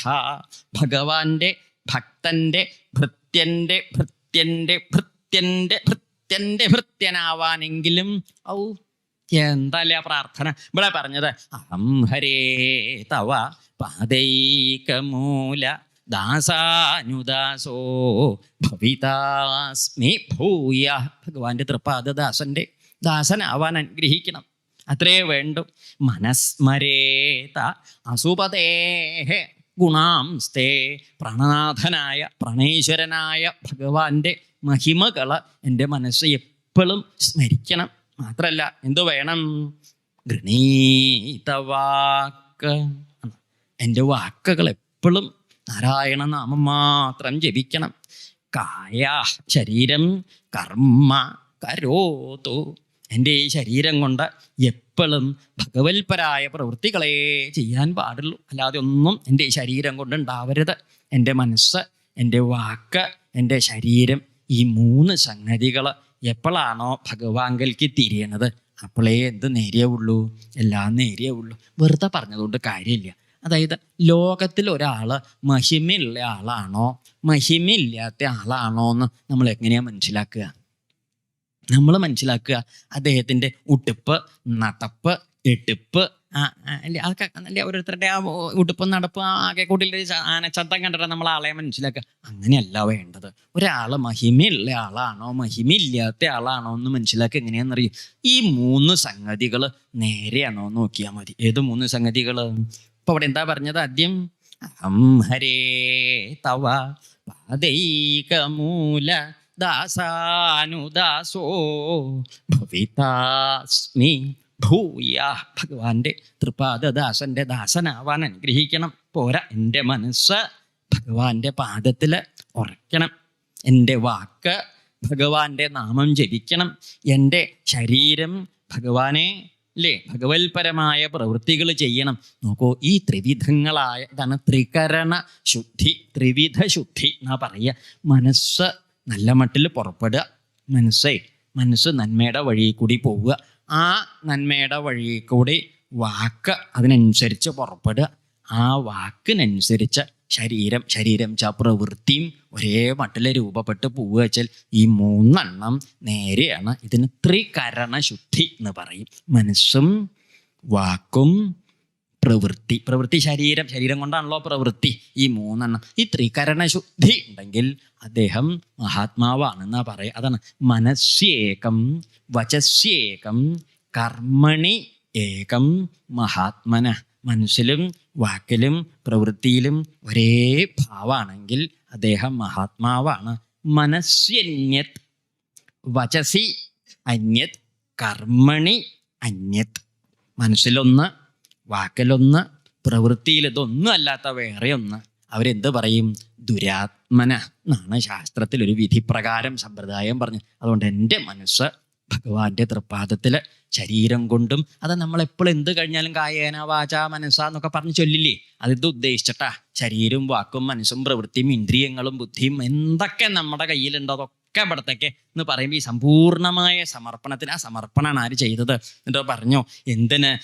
നാകപൃഷ്ഠം ച പാരമേഷ്ഠ്യം ന സാർവഭൗമം നരസാധിപത്യം ന യോഗസിദ്ധി അപുനർഭവം വാ സമഞ്ജസ വിരഹയ്യകക്ഷേ. എന്തേ ഇപ്പൊ ഇല്ലേ വലിയ പദവി, നാഗപൃഷ്ഠം ദേവലോക പദവിയോ അല്ലെങ്കിൽ ബ്രഹ്മാവിന്റെ പദവി, രസാതലാധിപത്യം, ചക്രവർത്തി പദവി ഒന്നും വേണ്ട. എന്തേ വേണ്ടു? എനിക്ക് അങ്ങേ മാത്രമേ വേണ്ടു, ഭഗവാനേ വേണ്ടു. ഭഗവാൻ ഇല്ലെങ്കിൽ എനിക്ക് മോക്ഷം പോലും വേണ്ട. എത്ര കാലായിട്ട് അജാതപക്ഷ ഇവ മാതരം ഖകാഹ.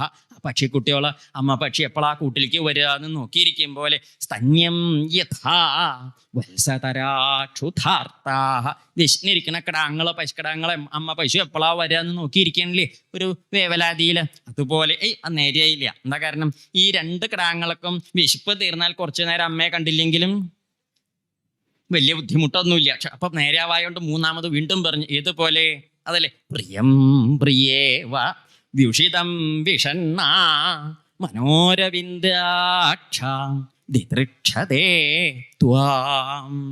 ആ പതിവ്രതയായ ആ പത്നി അന്യദേശത്തേക്ക് പോയ തൻ്റെ ഭർത്താവ് എപ്പോഴാണോ വരിക വരിക വരിക എന്ന് നോക്കി കാത്തിരിക്കണ മാതിരി, ആ ഭാവത്തോടിരിക്കണ മാതിരി, ഹേ അരവിന്ദാക്ഷ, എത്ര കാലായിട്ട് അങ്ങേ കാണാൻ ഞാൻ എന്താ അങ്ങനെ കാത്തിരിക്കണം.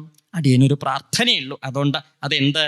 മമ ഉത്തമ ശ്ലോകജനേഷു സഖ്യം സംസാരചക്രേ ഭ്രമതസ്വകർമ്മഭി ത്വന്മായയാത്മാത്മജദാരഗേഷു ആസക്തചിത്തസ്യ നാഥ ഭൂയാൽ. ഉണ്ടാവരുത്, അങ്ങനെ ഉണ്ടാവരുത്. എങ്ങനെ? ഭഗവാന്റെ മമ ഉത്തമ ശ്ലോകജനേഷു സഖ്യം ഭൂയാൽ. ഭഗവാന്റെ തൃപ്പാദ ഭക്തന്മാരായ സജ്ജനങ്ങളുടെ കൂടെ എനിക്ക് എപ്പോഴും സഖ്യം ഉണ്ടാവണം. അല്ലാതെ ഈ ലോകത്തിൽ ഞാനെൻ്റെ ഗൃഹാരൂഢചേതസ് അതിന് ഭാഗവതം പറയുക എൻ്റെ എന്ന് പറഞ്ഞ് അത്യാർത്ഥിയായിട്ട് നടക്കണേ ഈ സാധാരണ ലോകരില്ലേ, അവരുടെ കൂടെ കൂടരുത്. കൂടി എന്താ ഉണ്ടാവണത്? അവരുടെ വാസന തനിക്കും ഉണ്ടാവുകയെ. അതില്ലാണ്ടിരിക്കാൻ അത് മാത്രമേ വേണ്ടൂ. ഉത്തമ ശ്ലോകന്മാരായ ഭഗവത് ഭക്തന്മാരുടെ കൂടെ കൂടണം. നേരെയാവണമെങ്കിൽ സജ്ജന സംസർഗം ഉണ്ടെങ്കിലേ നേരെയാവുള്ളൂ. നോക്കൂ, പറഞ്ഞു വന്നത് അതാണ്. ആദ്യത്തെ പദ്യത്തിലും ഭഗവാന്റെ തൃപ്പാദ ദാസന്റെ ദാസനാവണം എന്ന് എന്തിനാ പറഞ്ഞെന്ന് നിശ്ചയുണ്ടോ? നാളെ ഗജേന്ദ്രമോക്ഷം കഥ പറയുമ്പോൾ അത് കേൾക്കാം. എങ്ങനെ? ഗജേന്ദ്രന്റെ കാലിന്റെ മുള്ളാണ് ആര് പിടിച്ചത്? മുതല പിടിച്ചത്. മുതലേ പിടിച്ചിട്ട് ഇങ്ങനെ പിടിച്ചിരുന്നപ്പോഴും ഭഗവാൻ വന്നിട്ട് അല്ലേ ഭഗവാനെ സ്തുതിച്ച് നമസ്കരിച്ച് വരുത്തിച്ചതാരാണ്? ഗജേന്ദ്രൻ. ഗജേന്ദ്രന്റെ മുമ്പിലേക്ക് വന്ന ഭഗവാൻ ആ ഗജേന്ദ്രനെ തുമ്പിക്കൈ പിടിച്ചിട്ട് കരയ്ക്കും കിட்ட കയറ്റിയപ്പോ കൂടെ ആരും കയറി പോന്നു? മുതലയും പോന്നു. ഭഗവാൻ ചക്രായുധം കൊണ്ട് ആരെയാണ് ആദ്യം നേരിയാക്കിയത്? മുതലയ്ക്കാണ് അല്ലേ? മുതല സ്വരൂപം, ഈ മുതലയുടെ സ്വരൂപം കളഞ്ഞ് സ്വസ്വരൂപം, അതായത് ഹൂ എന്ന് പറഞ്ഞ ഗന്ധർവന്റെ രൂപം ധരിച്ച് ഭഗവാനെ നമസ്കരിച്ച് പോവുകയും ചെയ്തു. എന്നിട്ടാണ് എന്ത് പറഞ്ഞത്? ഗജേന്ദ്രോ ഭഗവൽ സ്പരിശാൽ വിമുക്തോ ജ്ഞാനബന്ധനാൽ അല്ലേ പ്രാപ്തോ ഭഗവതോ രൂപം പീതവാസ ചതുർഭുജ അല്ലേ? അതല്ലേ പറഞ്ഞത്?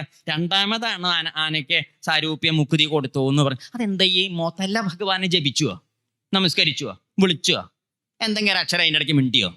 മിണ്ടിയില്ല. മുതലയ്ക്ക് ശ്രദ്ധ ഇത് പിടുത്തം പെടാണ്ടിരിക്കണ ഇതില് മിണ്ടിയത് പോവേ. ആര് മിണ്ടിയ വായ തുറക്കില്ലേ? വായ തുറക്കുമ്പോ ഏത് പോവും? കാലമ്പല പിടുത്തം പോവില്ലേ? അപ്പിടുത്തം പെടാണ്ട് ആര് പിടിച്ചു?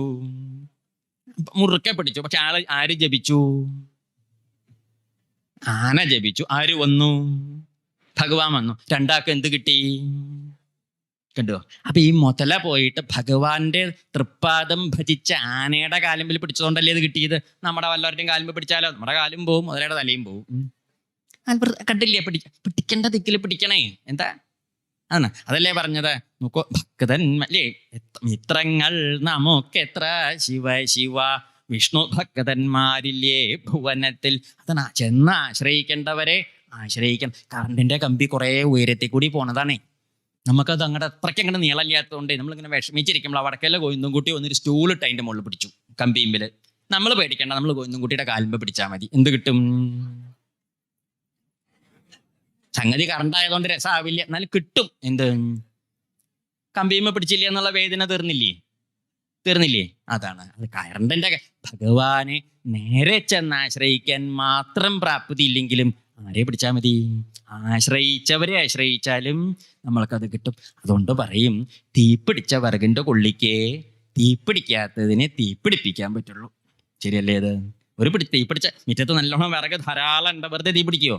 ഉണങ്ങി കിടക്കുക ഇല്ല. നമ്മൾ രാവിലെ പോകുമ്പോൾ അടുപ്പിന്നൊരു വിറകിന്റെ കൊള്ളി അങ്ങോട്ട് കൂട്ടിക്കൊടുത്ത് എങ്ങടാച്ചാ പോയിക്കോളൂ. വൈകുന്നേരം വരുമ്പോൾ ഒരു മുറായിട്ട് വന്നാൽ മതി. എന്തിനേയും മുറം വാരാൻ അത്രയ്ക്കേ ഉണ്ടാവുള്ളൂ. ശരിയല്ലേ? ഇത് എന്നുവെച്ചാൽ അർത്ഥം, തീപിടിച്ച വിറകിന്റെ കൊള്ളിയുടെ കൂടെ കൂടിയ തീപിടിക്കാത്തതിനും തീപിടിക്കും. ഇപ്പൊ ഇവിടെ എന്താ ഉണ്ടായത്?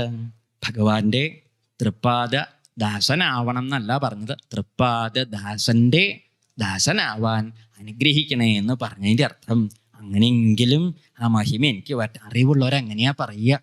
ഉദ്ധവരെന്താ പറഞ്ഞത്? വന്ദേ നന്ദവ്രജസ്ത്രീണാം പാദരേണും അഭീഷ്ണശാ. ഏത് പാദരേണുക്കള്? ആ പ്രജഗോപികമാരുടെ പാദത്തിൽ പതിഞ്ഞ് പറ്റിപ്പിടിച്ച പൊടിമണ്ണിനെ നമസ്കരിക്കണമെന്നാണ്. എന്നിട്ട് ഏതെങ്കിലും ഒരു ജന്മത്തിൽ ഭാഗ്യം ഉണ്ടാവുക, ചെലീ വൃന്ദാവനത്തിന് പുൽക്കൊടിയായിട്ടോ പൂഴിമണ്ണായിട്ടോ വന്ന് ജനിക്കാൻ സുഹൃതം ഉണ്ടായാൽ ആ പാദസ്പരിശം കൊണ്ട് അടുത്ത ജന്മത്തില് ഭക്തി ഉണ്ടായാലോ എന്ന് മോഹിക്കണമെങ്കിൽ എത്ര മഹിമ ഉണ്ടാവണം ഇല്ലേ? പറഞ്ഞതിൻ്റെ അർത്ഥം എന്താണ്? വൃത്രാസുരൻ അസുരനായിട്ട് പോലും ഭാവം ഭഗവാങ്കലേക്ക് വന്നു. അസുരൻ കണ്ടില്ലേ? ഇന്ദ്രൻ ദേവനായിട്ട് പോലും ഇന്ദ്രന് ആ ഭാവം ഉണ്ടായി. പറഞ്ഞതിൻ്റെ അർത്ഥം എന്താണെന്നറിയൂ? നമ്മുടെ ഉള്ളില് ഈ ആസുരീയതയും ഈശ്വരീയതയും തമ്മിലൊരു യുദ്ധം കുറെ കാലമായിട്ട് പെറ്റ വീണ അന്ന് തുടങ്ങി നടക്കണ്ട. അതിൽ ആസുരീയതയാണ് ആ യുദ്ധത്തിൽ ജയിക്കണത് വെച്ചാൽ നമ്മൾ എന്തായിട്ട് തീരും?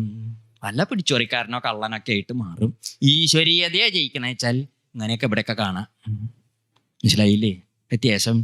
ആസുരീയതയും ഈശ്വരീയതയും കൂട്ടുള്ള യുദ്ധമാണ് എപ്പോഴും ഈ ദേവാസുര യുദ്ധം. അത് ഭാഗവതത്തിൽ നടക്കണതല്ല, നമ്മുടെയൊക്കെ ഉള്ളിൽ നടക്കണം. അതുകൊണ്ടാണ് ഭഗവത്ഗീതയിലെ ദൈവാസുര സമ്പദ് വിഭാഗ യോഗം എന്ന് പറയും. അത് ദേവാസുര യുദ്ധത്തിന്റെ കഥയല്ലല്ലോ, അത് ശുദ്ധമായ കഥയൊന്നുമില്ല അവിടെ. ആ പറഞ്ഞ ശാസ്ത്രത്തിനെയാണ് ഇവിടെ കഥാരൂപത്തിൽ പ്രപഞ്ചനം ചെയ്യുന്ന പറയും. അതുകൊണ്ടാണ് ശാസ്ത്രത്തിൽ പറയും, ഇതിഹാസ പുരാണാഭ്യാം വേദം സമുപബ്രഹ്മയേൽ. ആ വേദാർത്ഥത്തെയാണ് ഈ വിസ്തരിക്കുന്നത്. ഓരോന്നും വൃത്രാസുരന്റെ ഭക്തിയാണെങ്കിലും ഇന്ദ്രന്റെ ഗുരുനിന്ദ ആണെങ്കിലും നമ്മൾ മനസ്സിലാക്കേണ്ടത് അവനവന്റെ സമ്പ്രദായത്തിനനുസരിച്ചാണ് അവനവൻ എന്തുണ്ടാവണത്? നന്മയും തിന്മയും ഉണ്ടാവുന്നത്. ദേവനായിട്ടും ഇന്ദ്രന് ഗുരുനിന്ദ കൊണ്ട് ഉള്ളുഷ്ണിച്ച് നടക്കേണ്ടി വന്നു. അസുരനായിട്ടും അസുരന് ഭക്തി ഉണ്ടായതുകൊണ്ട് ഉള്ളില് ശാന്തതയോടുകൂടി യുദ്ധം ചെയ്യാൻ പോലും സാധിക്കുന്നു. പറഞ്ഞതിൻ്റെ അർത്ഥം എന്താണെന്നറിയൂ? പിടിക്കേണ്ട നന്മയുടെ ദിക്കില് പിടിച്ചവരാരായാലും പ്രഹ്ലാദം പറഞ്ഞ മാതിരി ദേവോ സുരോ മനുഷ്യോ വാ യക്ഷോ ഗന്ധർവയേവച. ആരായിക്കോട്ടെ, ഭജൻ മുകുന്ദചരണം. ഭഗവാനെ ഭജിച്ചാൽ സ്വസ്തിമാൻ സ്യാൽ, നേരെയാവും നന്മയാവും. യഥാ വയം. നമ്മൾ അസുരന്മാരല്ലേ, നമുക്ക് നന്മ ഉണ്ടായില്ലേ? ശരിയല്ലേ? അതാണ് പ്രമാണം. കൂട്ടി ഘടിപ്പിച്ച് ഇതൊരു ചങ്ങല പോലെയാണ്. ഈ ആശയത്തെയാണ് മുമ്പിലേക്ക് കൊണ്ടുപോകേണ്ടത്. അതാണ് നമ്മൾ ഇത്രയും നേരം കുറച്ച് നേരം ഇരുന്ന് ശ്രദ്ധിച്ചത്.